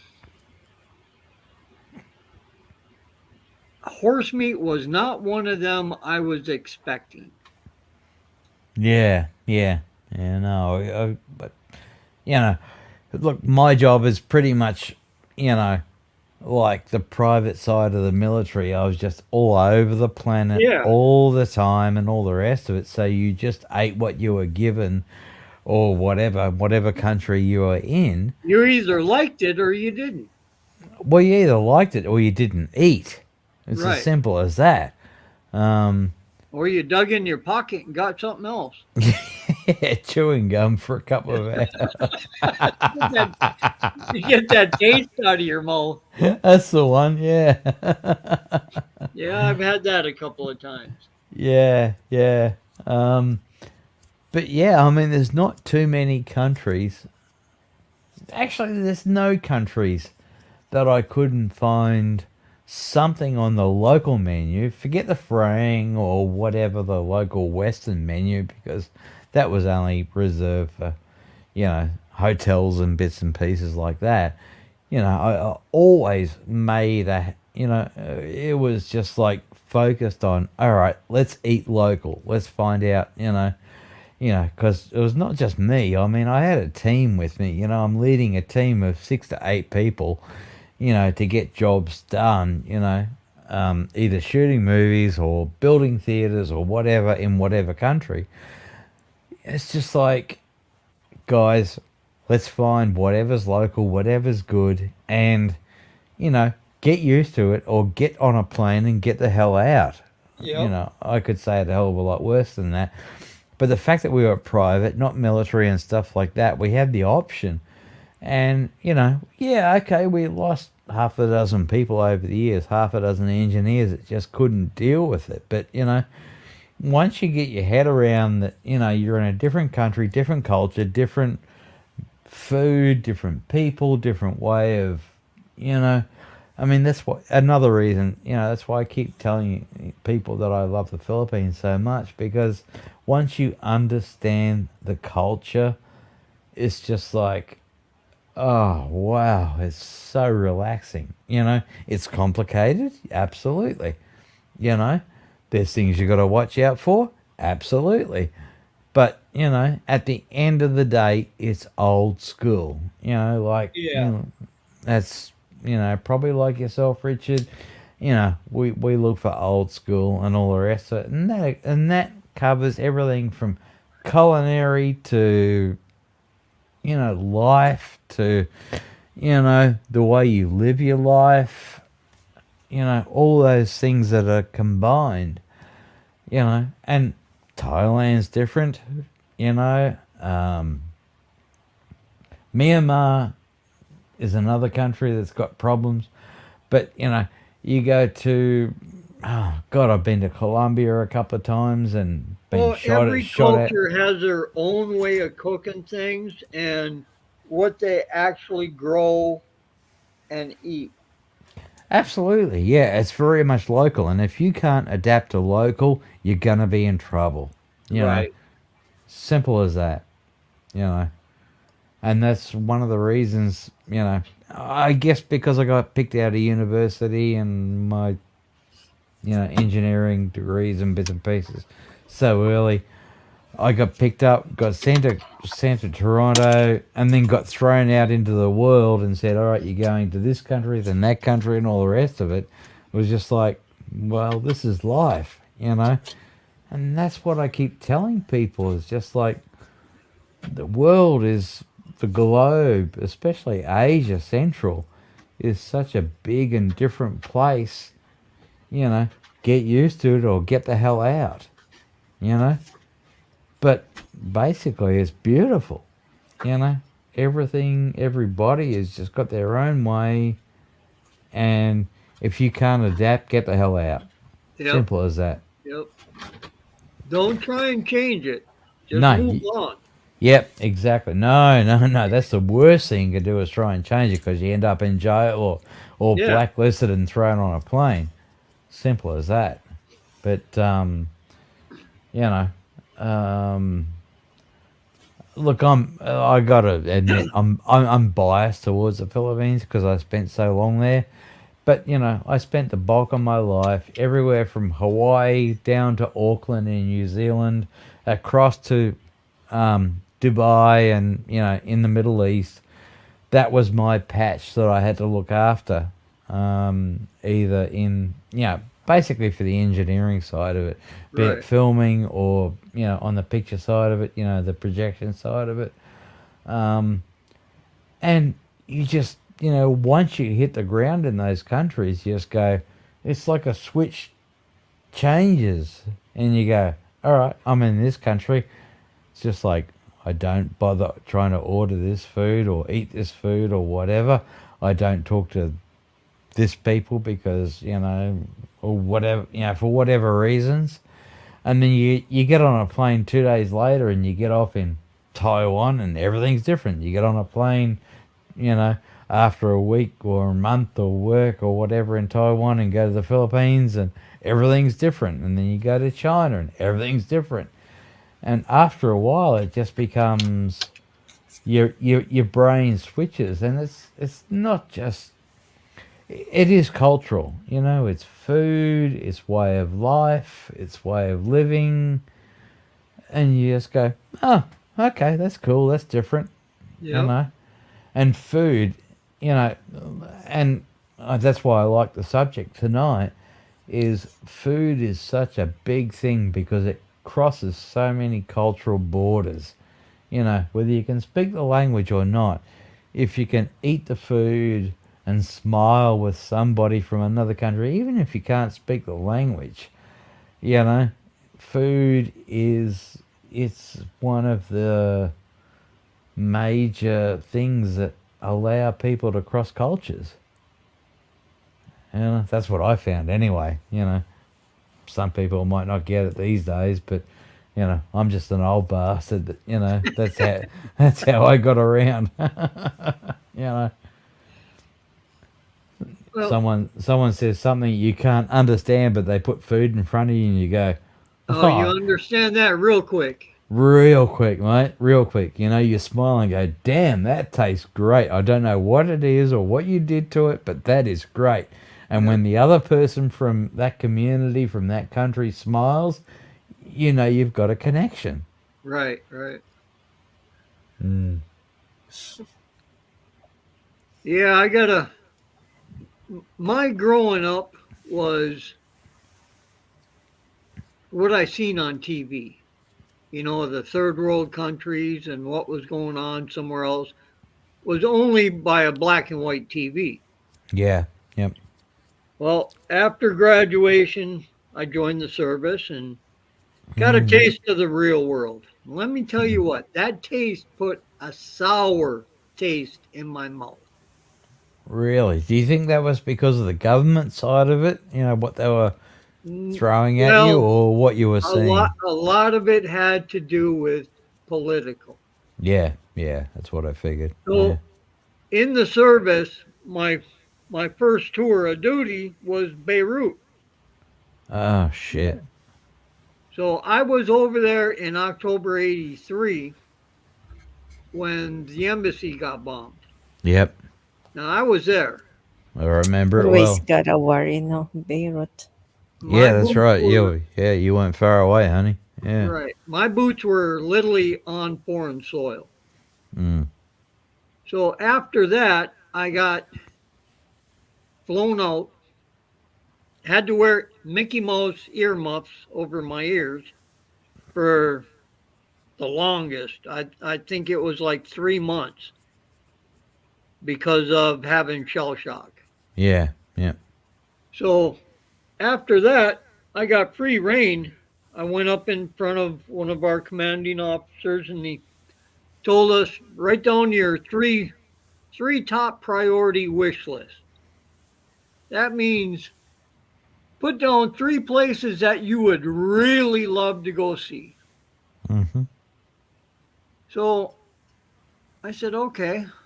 I put down Hawaii, mainland Japan, Mm-hmm. and then DC because I was still trying to stay within my Yeah, you're trying to stay on the on the big thing, and yeah, a lot of people right. go for I was trying to stay in Guam or embassy Japan. duty. Yeah, yeah, yeah. So Guam's just a shithouse these days. Sorry, yeah. but it is. You know. So they gave me my number two, which was mainland Japan. So I Nice. spent the next couple of years at the base of Mount Fuji. Yep. Yep. And I got my plaque here and everything for that, for being at that base. Nice. Nice. But the food over there was totally different from anywhere I have ever ate. Yeah, that's funny because I love Japanese food. I mean, And it look, was mainly all vegetables. yeah, yeah.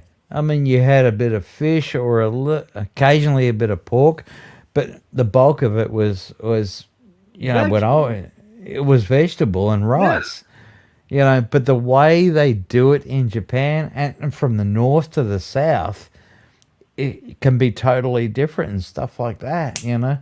It's just like, wow. I spent a lot of time in Japan as well, because we had nine, actually, no, in the end, 11 theaters in Japan that I had to look after.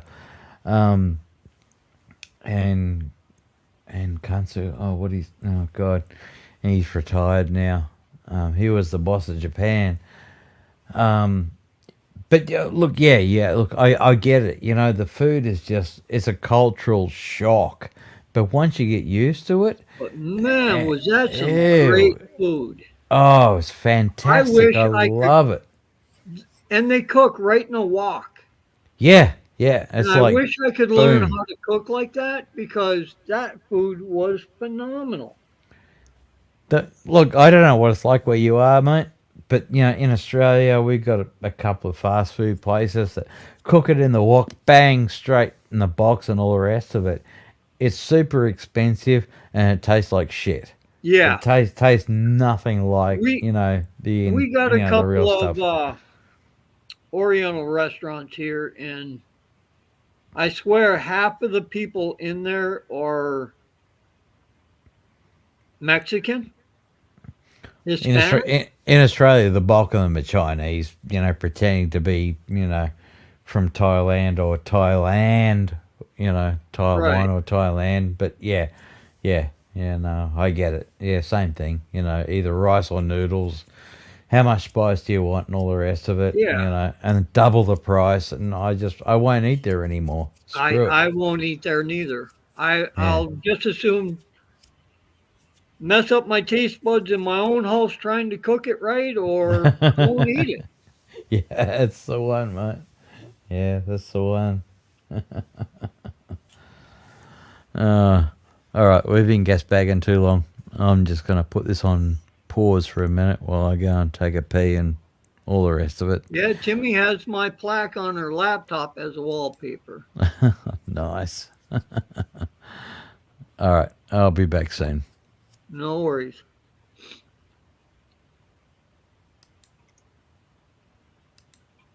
And there's only 3 in the house, along with the 3 on stage. Well, I think I need to step down from here, Richard. Oh, it's kind of late for you to be up this late, ain't it? Yeah, it's what time is it? It's 11:20 because I have to get up so early. I have a classes tomorrow. Boy, First you going day. back to school? And I'm just taking up a caregiver course. Oh, how's that going? So I will just start in tomorrow. Oh, So I want to be, to be the first one, or not, not, not really to be the first, because I want to sit in front because there's a lot of ladies or women who will be there and they're very noisy. I don't want to be at the back. I see. Well, that's one thing somebody can never take away from you is your education. The knowledge. Yeah, Yep, exactly. and your knowledge. Well, good luck with everything and hope it works out. Yeah, yeah. Thank you so much. And thank you for having me here in your panel. Oh, you're more than welcome.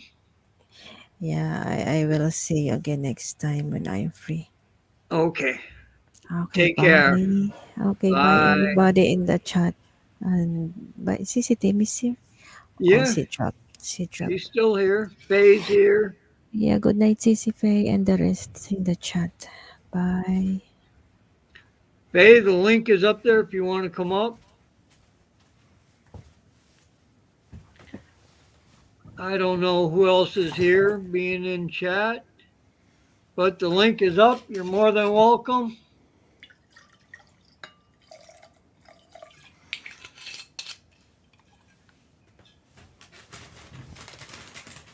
All right. I think I You forgot got your to. nice cold glass to drink. Yeah, I just had a wee walk, as you would say. And, Hopefully, it wasn't out the back door. no. We're not that. We're not that. Oh, What's the word for it? you're, more, Whatever. you're a little more civilized. Yeah, that's the word. Yeah, we're a little more civilized in this part where I live, man. Spanky's probably nodding off to sleep because she's had a big week, and Yeah. unfortunately, she's got a big day tomorrow. Yeah, that's what she was And just saying. oh, okay, yeah, I missed that, but yeah, she's got a big day tomorrow. So, but that's Yeah, we wish definitely, her all the best. yeah, absolutely, yeah, absolutely, mate. I mean, But, we don't get to see much of you guys. no, we've both been very quiet these days. I mean, we talk a lot during the day and stuff like that, and we just don't have time for YouTube and stuff like that. Tonight is actually quite an exception, and it was very, very, just like we've been talking for a couple of hours on WhatsApp, like we normally do, and I mean, she's busy, I'm busy, and stuff like that during the Well, day. but you know Uh, what? At the end of the day, you both make it work. Mate, mate, you hit the nail on the head. And that's the main thing. That's all that matters at the end of the day. Right. None of us are getting any younger. I'm doing my best. I had surgery a week and a half ago, whatever the hell it is, and I'm busting my ass to get better and stuff like that. And within the next 6 months at the very outside, I'll be back in the Philippines again, and I just can't wait to get back there. Because I'm sorry, Western society just pisses me off no end. you know just all this pronouns and bits and pieces, and do this, do that, do this Oh, yeah. way, and all the rest of it. I'm just so over it. You know, call me old, call me bloody, you know, whatever you want to call me. I don't care what you call me. I'm leaving. You know, I'm done. You know, every time I come back to a Western country, I'm just not comfortable. You know, I left in my teens, in my late teens, you know, out of university and went straight to Asia. And, you know, I don't know any different, you know. So, anybody that happens to be in the chat and all the rest of it, don't get it wrong. You know, I don't like Western society and the way it's gone or is going and bits and pieces. You know, I love Asia. It's as simple as that. And Philippines is my focal point, you know. Thailand is number two, you know. But there's too many tourists and idiots and bits and pieces there, you know. You know, smash me all you like. I don't care, you know, but that's the facts. Yeah.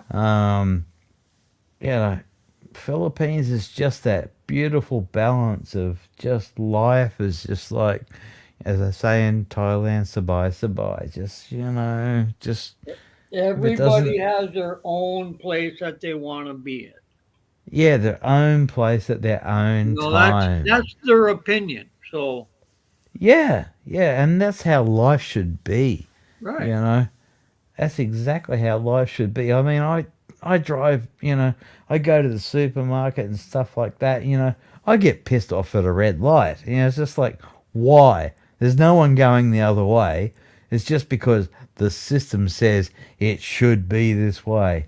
Well, Yep. hang on. Who wrote the system? You know, that works for the big city, but I don't live in a big city in Australia. I live in a, you know, basically an overgrown country town. You know, but no, everybody's got to toe the line. Well, sorry, I've never been a person that toes the line. You know, that's Some that. people like living in the city, and some people like to live outside of the city. Look, I can live in the big city without any problems, and you know, just block out the traffic and all the crap that goes with it. But it's not my preferred thing. I like to be in the outskirts a little bit, you know, so everything's a whole lot quieter and just, you know, zoom into town, grab what you want, or do whatever you need to do, and then zoom back out, you know, where Yeah. there's less roosters and less dogs and bits and pieces. I don't mind them, but there's just less of. Um, you know, and that's the way the Philippines are. You know, I don't want to live in BGC or any of those places. You know, it's just not my scene. I did that all my life. You know, I want a quieter life. Sorry, honey, if you're still listening. That's why we started looking at Iloilo and you know surrounds and stuff like that. She's probably nodded off in bed by now. Yeah, I Uh, gotta. Ever since my service, I can't be in the city. yeah, You only yeah. handle it for so long. That's right. Yeah, you take a day or two out at the most to do what you got to do in the big city, and then you get the hell out. Yeah, Yep. yeah, Because even see, I live in one state and I work in another state. So I travel an hour to an hour and a half one way to go to work every day. yeah. And Sorry, mate. I just got a and message that's fine. And from HK saying she can't get audio through the StreamYard at the moment.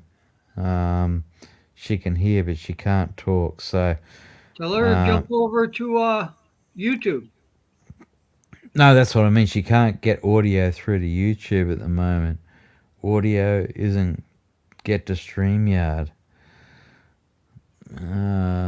All right. Okay, But even honey. where I worked, the company I work for, they're out in the country. So the only time I have to deal with anything is going through the towns of the traffic. And even for me to go to the store, it's a half hour ride.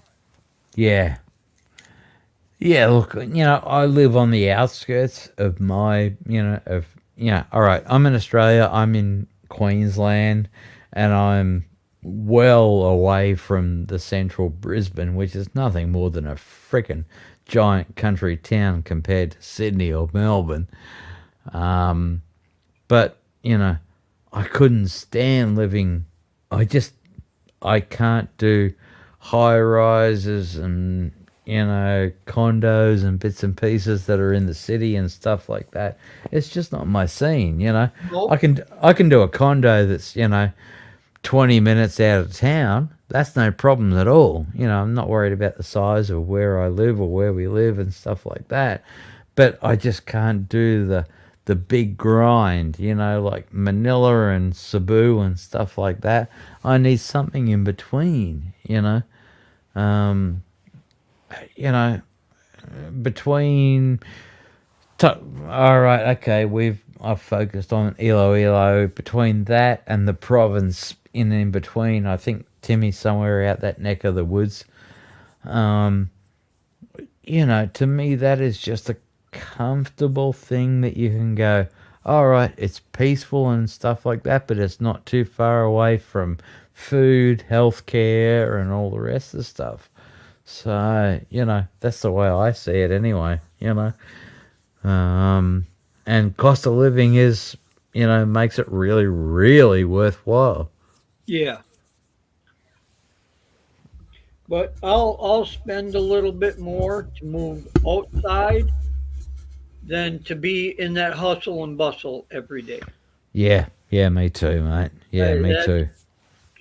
that's just my opinion on me. That's it. No, look, I agree with you 100%. As much as, look, when I'm working, I don't care. I actually like the hustle of a big city and all the rest of it. When I'm working hands on, which I don't do much of these days. I've ever since COVID, I transitioned across back to editing. I used to do quite a bit of editing in the background, but, it was stuff that was just like helping people out, for major movies and stuff like that. But now that ever since COVID, I got grounded, doing the, hands on stuff, hanging off cameras and bits and pieces and all stupid places across the planet. Um, Now I've been grounded and all I'm doing is editing and bits and pieces. I can do that anywhere in the world. Yeah. And like I said before, I can throw, for a couple of $100, I can throw a Starlink bloody, satellite link up and do what I'm doing right here in Australia at the moment. So, Well, what, you can and throw that link up anywhere and do it anywhere, that's exactly right, And providing they keep you in that editing course. well, look, I don't have a problem with that because, look, I'm not going to wave flags and bits and pieces, but I've got a pretty good Right. rapport with Warner Brothers and Sony and a couple of other smaller ones. They like my work. That's what I do these days. I shot for them and I shot for IMAX for years. And these days, I'm doing the edits and bits and pieces and cleaning up other people's garbage. And I'm not going to bullshit. I charge a premium, which means less work, but I get paid more. And I can, providing I've got high speed internet, I can do that from anywhere. Yeah. The software that I use, Avid Media Composer is a step above everything that's, you know, available free of charge or for a couple of bucks. It's mainstream quality. But look, forget all that stuff. If I've got high speed internet, I can work from anywhere. Yeah. And I love the Philippines. I love the people. I love the culture. And providing I can get some good local food and all the rest of it, and the occasional can of baked beans, I'm a happy camper. Yeah. It don't take much for me to be happy, neither. Yeah, yeah, I get it, mate. Yep. Ah, goodness me. I got two emails in, one from Sony and one from Warner's at the moment, so I'm probably going to have to check out soon. That's no worries. I'm over my 2 hour mark anyway, so I'm getting real so- close to ending. yeah, look, I understand, mate. I really appreciate it. It's these impromptu live streams and bits and pieces and just chatting, and I don't give a shit who's in the chat and stuff like that. If you want to listen to us in bits and pieces, we're not here to entertain everybody. We're here to just have a chat. Look, don't take that the wrong way either. I'm saying, anybody on the chat, thank you for being here, especially on Rich's channel. Look, I probably, how can I say it? I piss a lot of people off because I just tell it like it is. That's why I shut down my original channel. So There's no worries over here. yeah, just having a chat and all the rest of it. And if people want to check in and listen, that's great. If you don't like what we're saying, well, there's a couple of billion other channels on YouTube. If you do, thank you for sticking around. Yeah. Richard, myself, Timmy, HK, we all appreciate you hanging around. We've all got lives, we've all got things to do. I look at the work that I do and the hours that I do and the brain strains, and then I look at what Babes HKE does every day physically and all the rest of it. I think, man, she has just got it so much harder than I do. I got to think a lot and all the rest of it, but physically, I don't have to do a lot. I'm just looking at screens all day and all the rest of it. She's working. Yours is probably more mentally than physically. Absolutely, mate. Absolutely. And that takes a toll on you just as much. Yeah, you're probably right. I went to the pharmacy, got some Ventolin because I get, occasional this time of year. I get a bit of asthma and stuff like that, but it's not much. I stopped at my real estate agent and fixed up her karaoke because she was having a party. And then I came back and I've been working my ass off between, 3 screens. That's what I do these days. I'm not doing anywhere ever since COVID started. I'm not doing the miles that I did on aeroplanes, bloody, trains with wings, that I used to do, all my life. But at the end of the day, I just I can't understand, I can't do Western style living anymore. It's just getting so out of control. Cost of living, the way people think, talk, Yep. pronouns, all the rest of the shit that goes with it. I'm sorry, I'm out of here. I'm going back to where I'm comfortable. I'm going back to the Philippines, and And that's your prerogative. that exactly right. That's the bit that pisses me off. People say, "Oh, you can't do that." You've got an Australian passport and all the rest of it. You've got to be Australian. Wave the flag. No, piss off. No, I don't. I can be whatever I want to be and go wherever I want to go. Absolutely, mate. And you're not going to Absolutely. change. So don't stand No, there and argue with me. that's it. Yeah. No? Go away. Yeah. If you don't go away, I will punch you in the face and I will keep walking forward. You may not like it, but I'm sorry. This is my life and I will live it the way I want. Exactly. Unfortunately, I've had some medical crap that I've had to deal with over the last couple of months, but hopefully that's getting better. And that'll work with my timeline that, Well, you're boom. still with us, so I guess that surgery helped you. Yeah, let's say it's 50-50. It's balance at the moment. If Oh, it's better in a week's time, that's great. If it's the same, that's great too. I just live with it. If it's worse, I'm going to go and yell at somebody. But at the end of the day, it doesn't make any difference. I'm still going to do what the hell I'm going to want to do Yeah, anyway. yeah. You know. I'm just Uh, glad that you ain't got to step on your balls no more. At least they raised them up to your knees now. That's it, mate. Yeah, exactly right. Trust me, I got cast iron bloody. I got a cast iron around my nuts these days. I'm sick of the government kicking me in the nuts.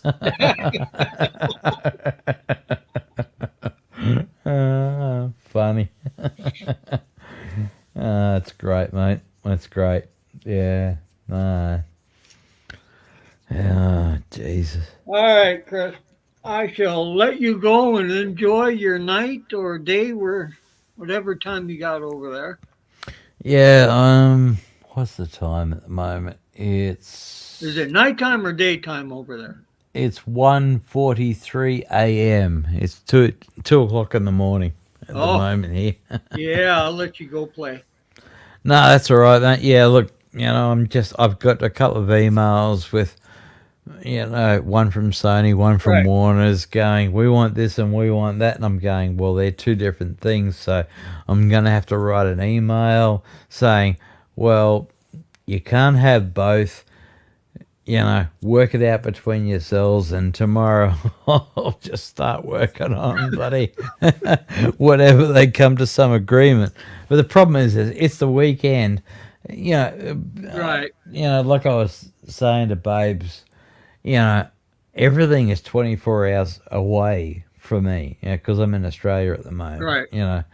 So, it's Saturday here. Well, no, it's past Saturday, but it's Friday or early Saturday in the US, which Saturday is, morning in the U.S. yeah, Saturday morning, and everybody's gone home and they're having their bloody, barbecues, bits and pieces, whatever, and stuff like that. So nothing happens till Monday, which is my Tuesday. Yep. So, I'm sort of kind of in limbo, with the edit side of things. But there's a couple of key people that actually do work weekends from the US and Canada, which are my two main, and the Well, UK. and they're probably set up just like you to where they charge their premium for that. Yeah, mate, you hit the nail on the head. That, like me, they're now, I used to work for the company direct, and now I'm a contractor. Now, if you want my services, you got to pay a premium, Yep. and the guys on the other side are doing exactly the same thing. I Exactly. mean, it's the only way to survive these days. Yep. Um, and survive and be able to work reasonable hours anyway. Yeah. But occasionally, like tonight, I've just got emails through from both of the big guys going, we want this and I want that. And now I've got to send, once I get off this, I'll send an email saying, well, you can't have this, but you can have that and all the rest of the stuff. And then I'll cut it into the edit for this movie. So, that's it, Yeah, it's really, really hard with, NDAs, non-disclosure agreements. It's more political than anything else, and that's why we get so much garbage on the movies and and streaming and TV and stuff like that these days.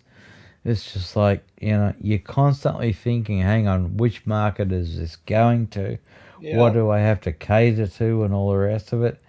But what like I said to Spanky, weeks, months, days, and today, you've got to start raising your prices and squeeze it down to the top level stuff and say, all right, tell me exactly what you want, how you want it, where you want it to go to streaming or to the big screens, movie theaters and stuff like that. And from there, we can work out a sequence of events to make it happen. But um, you've got to educate the damn people. I won't say idiots, but the people, that, just because to you there's 5 days in a week, to the rest of us there's 7 days in a week. It's like, it's Yeah, and if Saturday. they had it their way, there'd be 9 days in a week. Absolutely. You know. Yeah, no, I absolutely agree. Especially being a day out of sync down here in Australia, which, again, pisses me off no end. But, my whole life I have spent, my watches, my clocks, my computers, everything is set to GMT 0, which is Yep. Greenwich Mean Time 0, just outside of London, and I work plus or minus that, we're GMT plus 10 most of the year, or GMT plus 9 for the UK, and then the US, east, west, central, I just work on those hours, and that just gets locked in your brain. And that's the way you got to work, the work and the world, whether people like to believe it or not, revolves around GMT, which I kind of like because it's a focus point, Yeah, Okay. if you base it all off of that time, then yeah, then they know and you know. Exactly right, mate. Then there's no fumbling of, oh, well, the deadline was an hour ago, or, well, if you all set it to one time zone and keep it at that, you know what time it is, I know what time it is. Mate, you hit the nail on the head. Yeah, I deal with I that at work myself, so. Yeah, I spent a ton of time in the UK. I've never had, besides the shitty weather in the UK, I've never had a better time working in some of the studios there because it's like 0 GMT. It's just like, all right, we're going home now, or Yep. we're getting up now because it's 000 GMT. But anywhere else on the planet, it's +8, +10, or -2, Plus or 13, minus. plus 14. Yeah, that's it. Yeah. And look, I understand that people live in their own little world, in their own little towns, and all the rest of it. Think that 5 o'clock is 5 o'clock. Well, you know what? In the rest of the world, 5 o'clock in your town is time to have a beer. You go for it. But you Yep. know what? It might be 2 a.m. somewhere else on the other side of the planet. That's it. Thank you, Faye, for coming in. Oh, jeez, I haven't been looking at the bloody chat at all. I've just been looking at the screen and the emails coming in and bits and pieces. Timmy, where did you disappear to? And honey, HKE, you're gone all quiet. She's probably fallen asleep by now in Yeah, I bed. think we both are. Yeah, I think they nodded off. Yeah, Timmy's waiting for me to get off, so. Yeah, yeah, all right. We better both shut the hell up and go to sleep. Yeah, otherwise it'll be AM for you and PM for me. Yeah, that's true. Yeah, it's already AM for me, but I don't care anymore Yeah. because, there's only me and four walls. So, I don't even have a cat anymore. So, Well, I got that. The only one that likes to talk back to me now and then. Yeah, oh, look, mate, I had a great cat. He was just, mate, he was fantastic. I called him Boop because first thing in the morning, he'd come up and he would touch your nose, and it was just like a boop, boop. Hey, you awake? Feed me. But That's what mine does, but she doesn't touch me with her nose. She headbutts me. Yeah, similar sort of thing. Yeah, yeah. She'll Yeah. literally roll her head down and hit me with her forehead on my forehead. Yeah, that's beautiful. It really is. Time to feed me. Yeah. Unfortunately, mine bloody snuck out one night and, had no rose sense and got splattered by a car. And Oh, because because he was registered with the, I bought him as a rescue. Right. He was registered and chipped and all the rest of it, and I got a phone call and said, hey, your cat's at such and such, which was only, a couple of 100 meters away. He just gone for a walk through, because behind my place is forest. He'd gone for a wander through there and got up to the road and got splattered, and I had to bury him, and I just can't bring myself to getting another animal and stuff like that, because No, not when you're getting ready to travel. that's it, mate. Yeah, that's exactly right. I'm just getting ready, getting the place ready, this I've sold the other place and getting ready to tidy this place up to sell it off, and I'm out of here for good. I don't hate this place, but it's just not me. I love Asia so much, and everything is flexible Yep. idea. People say, "Oh, it's so hard to do this and so hard." No, it's not. You just got to go Just with got to the push flow. yourself away from the table, stand up on your two legs, and go through that door. Yeah, exactly, Go mate. do it. Exactly. And if it doesn't work, just smile and come back tomorrow. Yeah. It's just, I really love that. Okay, in Western society, we love going bang, bang, bang, go to the bank, get your license, go to do this, go to do that, bang. Everything's over in a day. Well, that might take a month in some parts of Asia, but who cares? You know what? Really? That stuff is very easy over here to do. Mm. But when I went to go get my passport, which I got in the mail a couple of months ago, Hmm. everybody told me, "Oh, you got to jump through hoops. You got to do this. You got to do."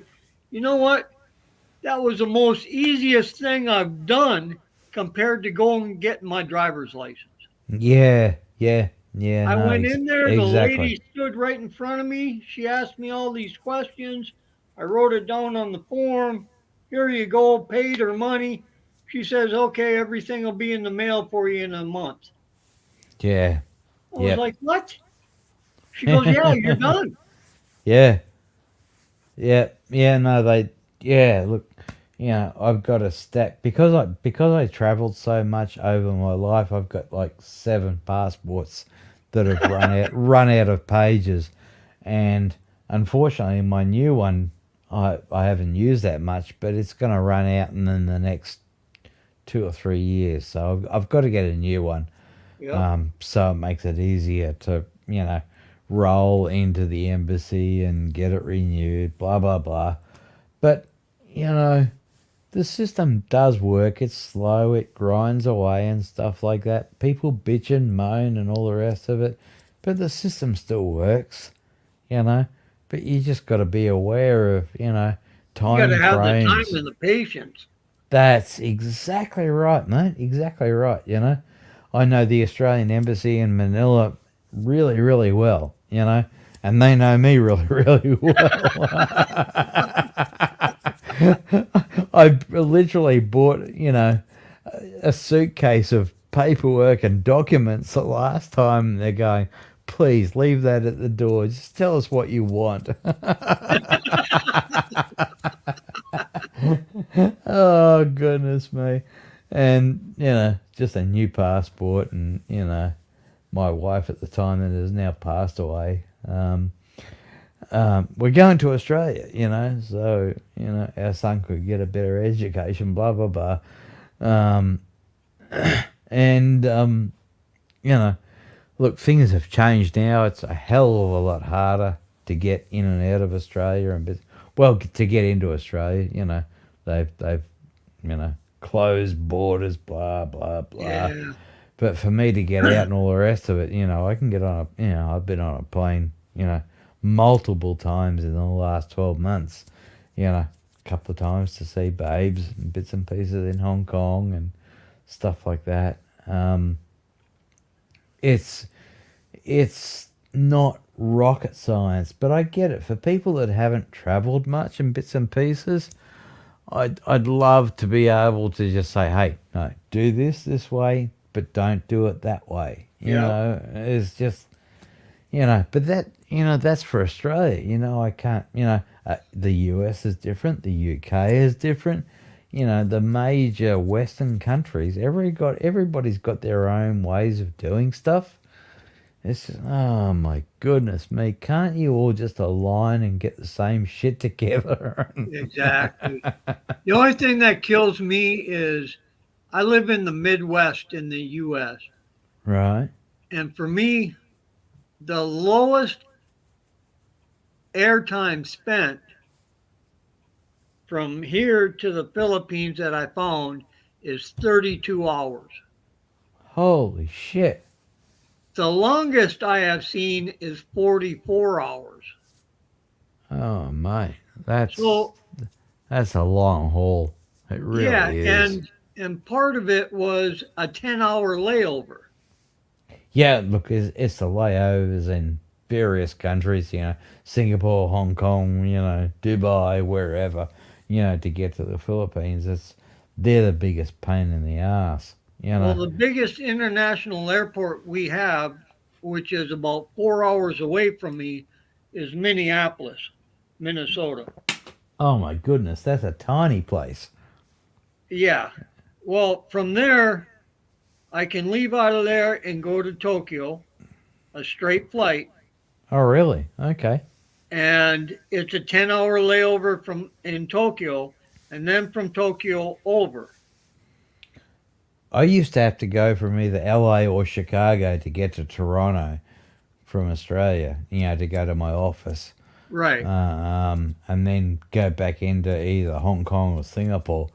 But wow, Usually that's Chicago's the main flight in. yeah, yeah, Either there or California. yeah. LAX. I was lucky. I only got stuck in LAX once. Yeah, That's a, that's one that airport I don't care for. that's a whole other story. I had to go to Dolby, you know, Dolby as in Dolby Audio, and I had to go to Sony Studios in California, and I rented a car. I'll keep it short, but anyway, I went to both of them, did two meetings. I went down the 401 or whatever the hell it was. I missed my turn off. I got off the next turn off, went into a service station, and this guy said, "Dude, you need to go 3 miles down, turn right, then turn right again, then get back on the 401 to get back to the hotel in Los Angeles before dark. Otherwise, you will get mugged, bashed, all the rest of the stuff." And I'm like, dude, thank you very much for the information. And that was all I've ever known of Los Angeles. I'm over it. Yeah. Chicago was fine. It's super busy and bits and pieces, but basically, Chicago was the most I ever. I couldn't believe the amount of transit traffic through there. You Oh get yeah. off. You basically have to run from one flight to another just to get to Toronto, where my head office was. It's Yeah, they just give like, you like when you land, you got like 2 minutes to get to your next check-in. yeah, that's right. And it might be a 20-minute run. Well, what the heck? It takes you that 2 minutes before you finally get out of your seat, get your luggage out of that overhead, and Yep. make it off that plane. Yep, that's exactly right. I used to fly with just a suit pack, in those days, Well, that's the way before. I fly now. I just pack whatever I can pack in my backpack. That's what I'm taking. Yeah, I'm yeah. not taking no suitcase. I've had that story done to me. I don't know how many times. My sea bag full of gear, full of my uniforms. Uh Oh, huh. we don't know where it is. What the hell you mean you don't know where it is? Yeah, yeah. No, I look. Yeah, when I was on the theatre side of it, which is the projection side of it, the theatre side of it, what people actually see, I had to carry around a toolbox with a carnet, which is a French system that's still inactive, it's still active to this day. You go into a country with a certain, because I had literally $500,000 worth of test gear in this Yeah.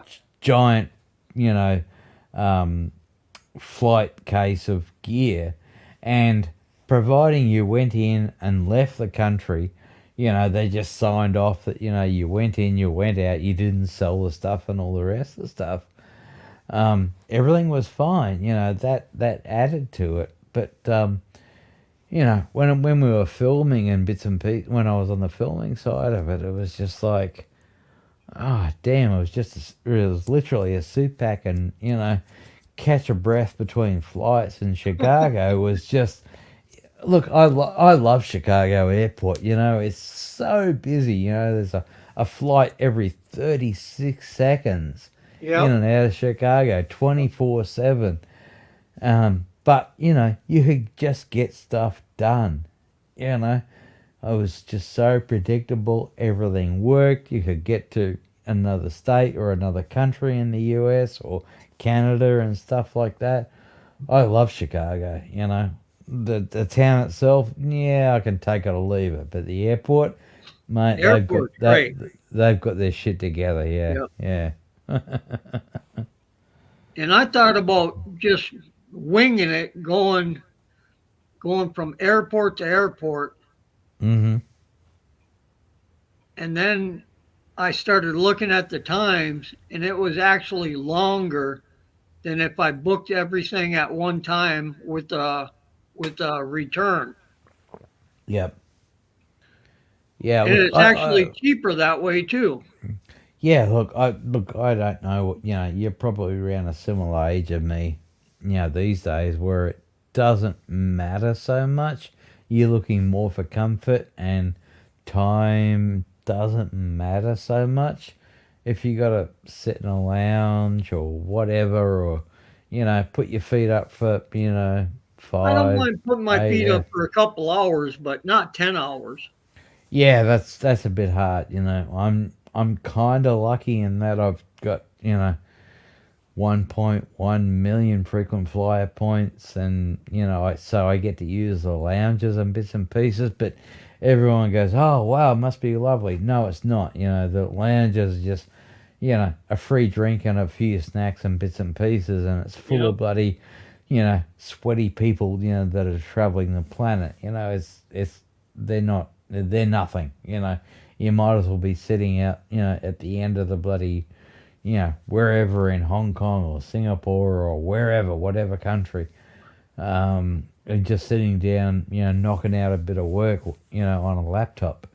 But, oh, God, it's so much has changed over the years. It's got to the point, it's still, you're still better off just going, all right, I'm going to do this leg, take a breath, take an hour or two, right, okay, this is done. I got to get to this gate, wander along, have a look, go, oh, that looks nice, get an orange drink or whatever and bits and pieces, wander off to your gate, sit down with the rest of the couple of hundred people, get on the plane, and wander off to your next destination, and just do it that way. It's cheaper and it's easier. I spent years getting paid for flying business, point to point to point. Hurry, hurry, hurry, hurry. You got to be here. You got to be Yep. there. I can't do that shit anymore. Sorry, excuse the language. But, um, Well, my but my thing is being that I was in Japan and they're going to lay me over for 10 hours, I can almost guarantee I'm going to miss that flight right. because I'll be set down somewhere enjoying eating, Mm-hmm. and then once I pass out from eating, that'll be it. Yeah, yeah, no, I get that. Yeah, yeah. Unfortunately, for people like us, times have changed. You either grab a bloody, a short time bloody, okay, take Tokyo for instance. You know, there's short time boxes basically that you have a nap in or a lounge or whatever, depending on how you're flying. Um, and someone comes and knocks on the door and says, "Oi, you know, 20 minutes you're flying." Yeah. And then by the time your brain wakes up, you go, "All right, oh crap," chuck your stuff back in the bag, and you rock and roll. You might not smell real great, but you actually get to the next destination, and you know the world has changed. Since I first started flying, which is 30 years ago. Um, Straight out of bloody after I did my bloody engineering bloody course and then bloody electrical and electronics university. Um, I got picked to go straight to get Toronto, and I've been on the hop ever since.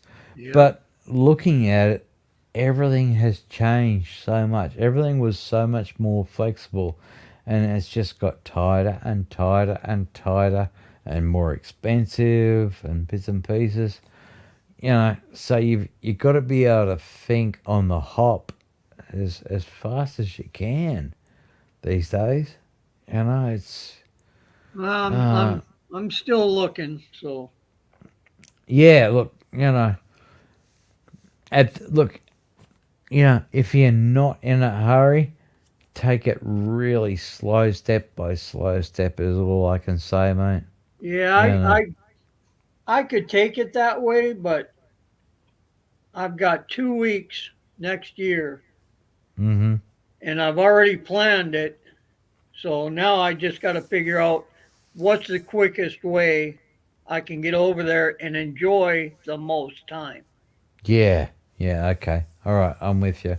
Yep. Um. Where did you say what roughly what area you're in? Minnesota. Minnesota. Yeah. Okay. Um. Yeah. Look, you from Minnesota, you've got to either drop out of there straight into Japan or go to one of the other majors, Chicago, LA, or whatever, and then go into one of the other majors. It just adds time. Yep. Um, That's and why I then, said that the shortest flight I had found was either 32 or 33 hours.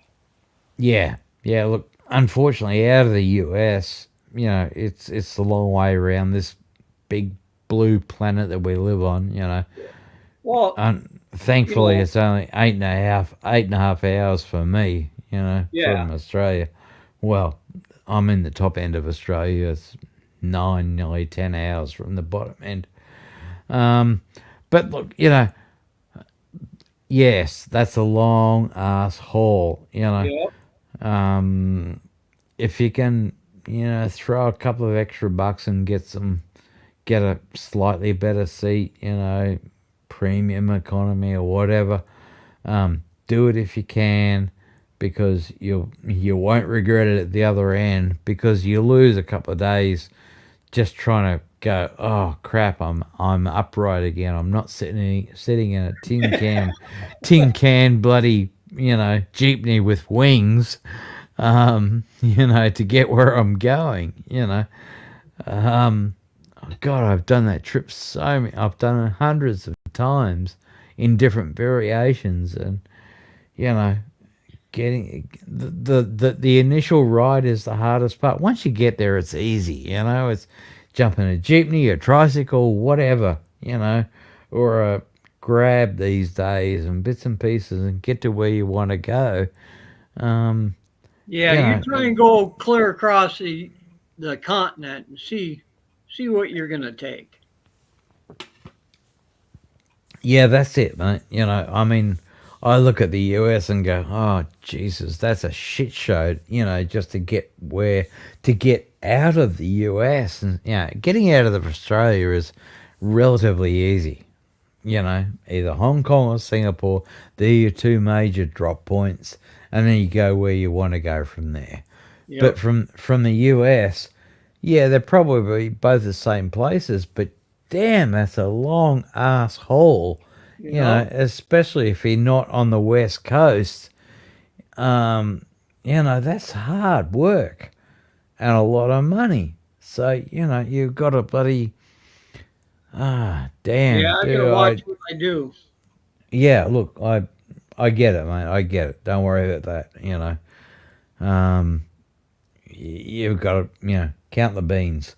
Um, so yeah, look, you got to weigh that up against the time. So you've got to make the time that your layovers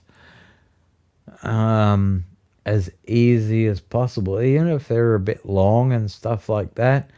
Um, a lot of the airports these days, you've got super short stay places where you can have a nap. You don't have to lay on the seats anymore. You know, well, okay, well you can do that for nothing. But for a couple of bucks, you can get 5 or 6 hours in a a canister Yeah. somewhere. And have a nap and bits and pieces and wake up and, or someone will set an alarm for you and you're on your next flight in 30 minutes type of thing and, you're wiping your eyes. I mean, God, it's changed so much since I started to what we're up to these days. Um, look, honestly, I, I missed a lot of travel, before COVID and during COVID. And, by the time I got back to Hong Kong and Bangkok, to catch up with people and bits and pieces, I was just go, holy shit, the whole travel scene has changed. It's got a lot more expensive and, the whole, you know, getting things booked and where you're going and all the rest of it has got changed and a whole lot more expensive. So yeah, I get where you're coming from, especially from Minnesota. Yep. That's frog hopping. To get out of the country. Um, That's what it is too. yeah, yeah. No, I feel for you, mate. Um, Yeah, no, you really got to do your homework. I'm no expert on US travel because I just bounced through there on the way to Canada, to head office. But um, yeah, I mean, you just got to book as far ahead as you can to get the cheapest flights, and you got to grin and bear, layovers. And if you can get a cheap bloody, capsule or whatever, or hotel for, 8, 12 hours or whatever, and grab some sleep in between, that's your best bet. The way I look at it anyway, better than sleeping on a bloody, or trying to sleep on a bloody, bunch of chairs in the bloody one wing of an airport. You know, it's tough and it's expensive these days. Yep. Yeah, no, I get where you're coming from, mate. I really do. A couple of times I've just shot up to Hong Kong and back. I can't do. Well, I did Hong Kong and Bangkok to catch up with friends in BKK, people that I've worked with and stuff like that. But I've blown 10K in the last 12 months.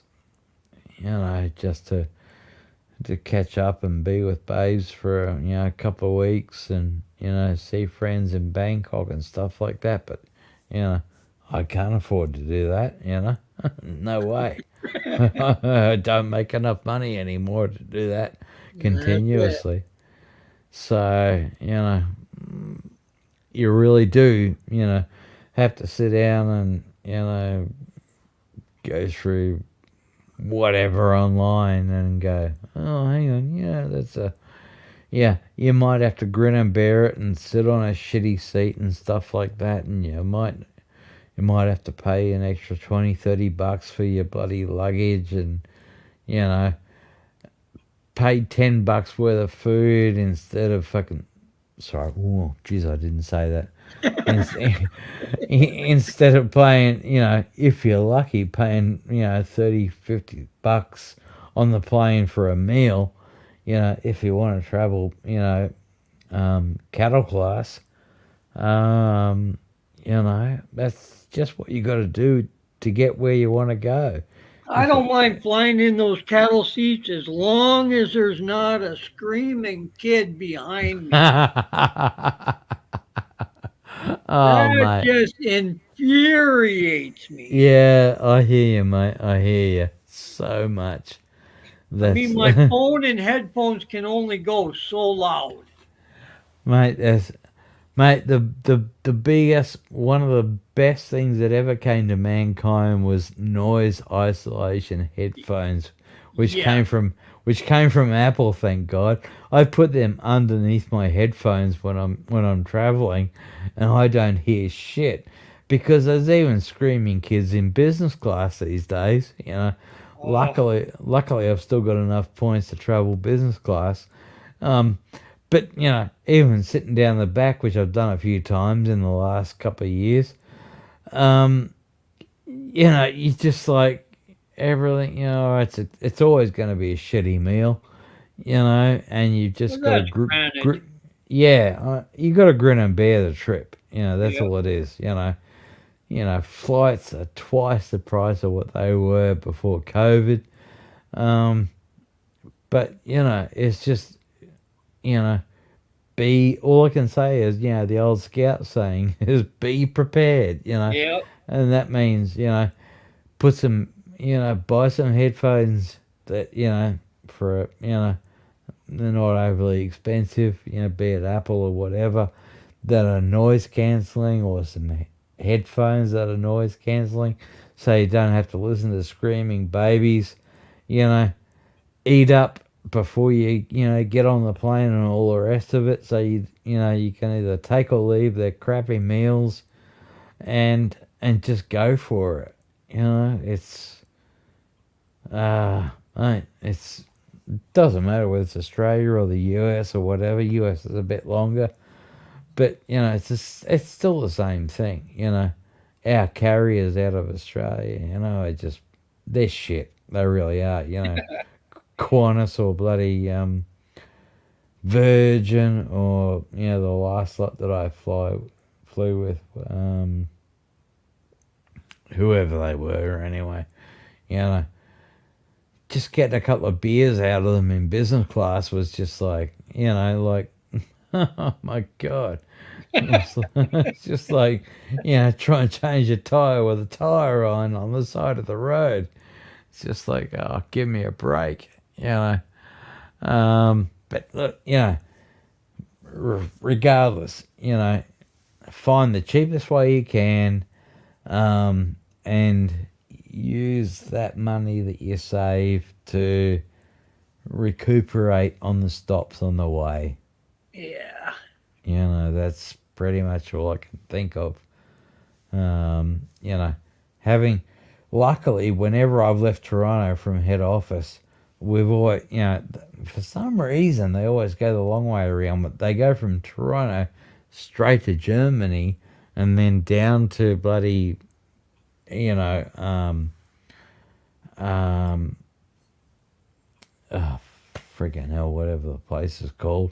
Anyway, down to the Middle East, and then from the Middle East into Central Asia again. Well, they don't take that chance of flying over water longer than so many hours. Well, out of Toronto, the only thing that is they have to fly lower they got to fly about 32,000 feet instead of 39,000 feet, because it's that damn cold up that top end of the thing. Yeah. The fuel starts to get all bloody gooey and gummy. Yep. last time I talked to the pilot, well, actually, it was the co-pilot. You know, we had a good Yeah, chat. Yeah. over the northern countries up here, if the higher you go, the colder it is. So the Mm, lower they have to fly. absolutely. Yeah. Yep. Um, last time I did that was a few years ago. You know, luckily I got upgraded from business to first. So I actually got to talk to the first officer, and I said, "Why are we only at 36?" And he said, "Well, normally we fly at 40 or 41, but you know, in this part of the world, the kerosene that we're running on turns to glue." So Yeah, it's it just actually like, starts to gel up like yeah, lubricant. yeah, exactly, exactly. Yep. And the aircraft had, you know, I was on Boeing at the time. Well, I honestly I prefer Boeing over Airbus, but that's a whole other story. Um, but you know, he said, just, you know, that's the way it's got to be. You know, we heat the fuel and all the rest of the stuff as much as we can, but you know, to run the engines, that's got to be liquid. So we got to stay at this altitude. So. Um, from Toronto down to Germany before I hit, you know, um, into whatever place it was. You know, I bounced out of there and into Asia again. Um, I think it was Qatar or something like that. But yeah, the whole trip, it was just like, you know, this is really, really weird. But, you know, I kind of get it now.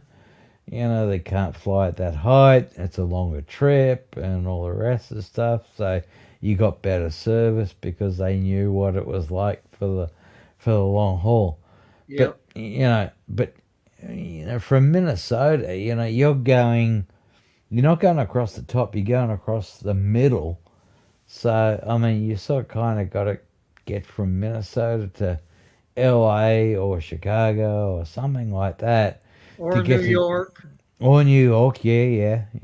Oh, New York's normally a bit more expensive. I've only been through there once, and I saw the price and went, "Oh, for Christ's sake!" I'm glad the company's paying for this. Yeah. Um, but yeah, and then you got to get into Japan, Singapore, or you know, wherever, and then you know do a bump flight across to the Philippines after that. It's cheap as shit. Um, you know, but mate, it's got to be hard these days. You know, like I said, I've done a couple of trips to Hong Kong in the last 6 months up to see babes. Um, she's probably asleep by now. Yeah. Um, so yeah, you know, it's not easy by any means. You Oh know, no. and you really gotta stick your head and look in the computer screen and go, okay, what's viable and what's not. You know, getting into Manila and all the rest of it. I mean, that's not hard. You know, but depends where you're coming from. That's it. Yeah, you know, it's you know, yeah, if I go direct to Manila, it's a couple of grand. If I bounce through 3 different countries, it's half the price. Go figure. It's twice as long, but it's half the price. Yeah. It's just that doesn't make any That sense. I weighed that up too. Mm, mm.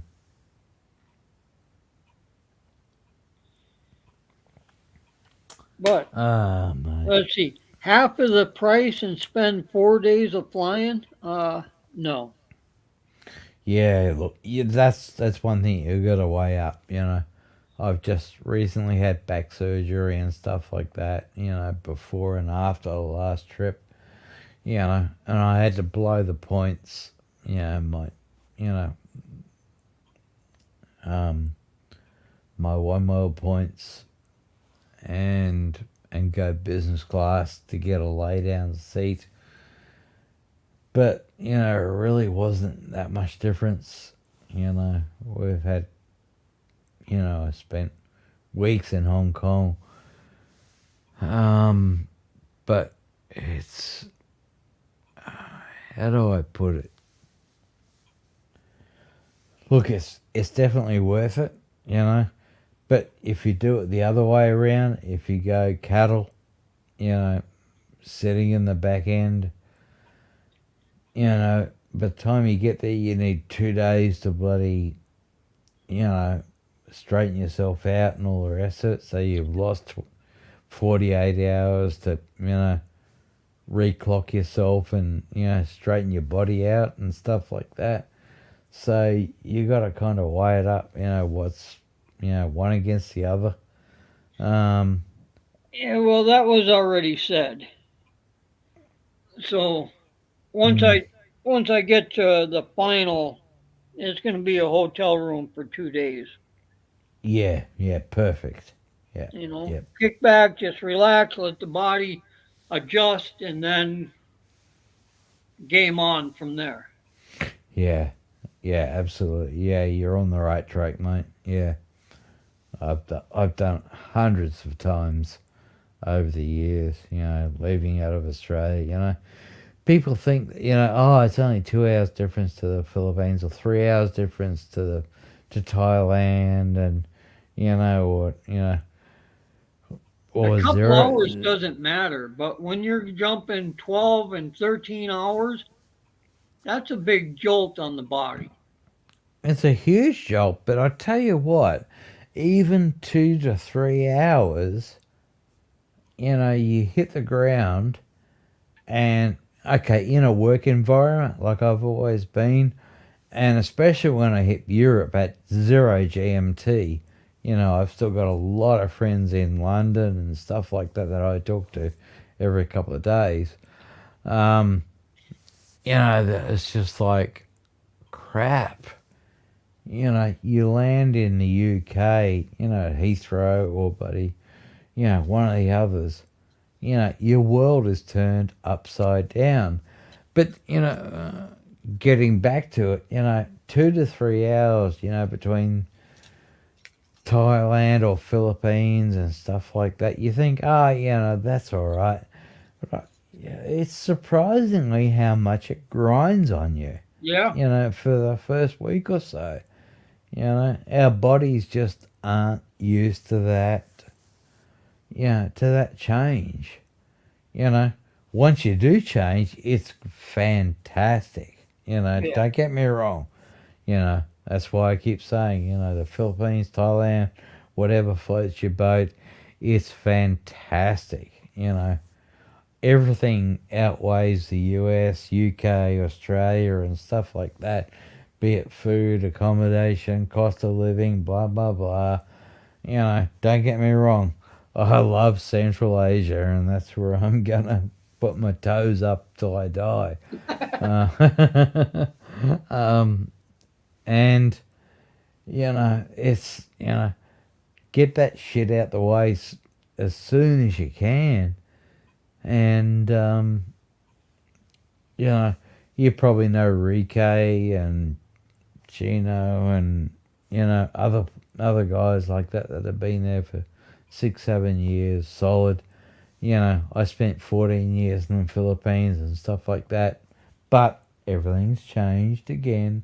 Yep. Um, so you got to you know you know change the clocks and all the rest of it, acclimate for the changes. Dollars, what's the dollar worth against the peso, blah, blah, blah. There's a million different things we could talk for hours about, but, Yeah. you're tired, I'm tired. Um, but at the end of the day, um, you know, forget about all the shit that's going on at the moment, World War Three. Um, Forget about that, both you and I are in the wrong place of the planet. We need to be in the center of Asia with the people that we care about, and you know, and just go on with life. That's basically it. Yeah. Yeah, absolutely, mate. Absolutely. Well, Yeah. I think I'm going to end this now, Chris. Yeah, look, there's only you and me talking anyway, so. Yeah. It's really been good. We haven't had a chance to catch up in No. ages. Believe me, I So, appreciate it a lot. yeah, me too, mate. Yeah, me too. Yeah, no. So Look, hopefully we can get on the same time schedule and meet up over there. yeah, I would love to, mate. I would love to sit down and have a beer and whatever, and whatever. But in the meantime, make a time that we can, YouTube, Skype, whatever, and all the rest of it. Timmy and Babes are friends, and all the rest of the stuff. Just keep the circle bloody happening, and it's the planet's a big place, but we have our own. We respect our own patches of dirt. Yep. No matter where we are. So yeah, no, it's been great, mate. Enjoy talking to you, and yeah, hope we can do it again soon. Possibly next weekend. Yeah, absolutely, mate. Yeah. I got about 6 emails going, where the hell are you at the moment? I feel like going, fuck off, fuck off, fuck off, fuck off, fuck off. But I can't, so. All right. Uh, Appreciate all you, right. Chris. Yeah, no, it's been great talking to you, mate, Richard. It really has. It's yeah. Look, I got a heap of friends in the US and Canada and that, and we were, we're so different, but we're so the same. So Yep. it's great to have a chat and have throw stuff around. It's really good, mate. Thanks very much for having a chat tonight. No problem. Thank you all in chat for coming, putting up with our BS in the beginning and the end. Constantly. And appreciate everybody for being here. And we shall hopefully see you next weekend. Yeah, that's it. Yep. Yeah. Sorry, I just been watching the big screen versus the medium screen and the small screen, and unfortunately, the small screen has a chat, and I have not been looking at it whatsoever. So, anybody that's pissed off, I'm sorry. Anybody that's happy, thank you very much for listening to our dribble. And anybody that's asleep, have a great night, and we'll talk to you sometime down the road. Good night and good day. That's the one, mate. Good night and good day, and see you later.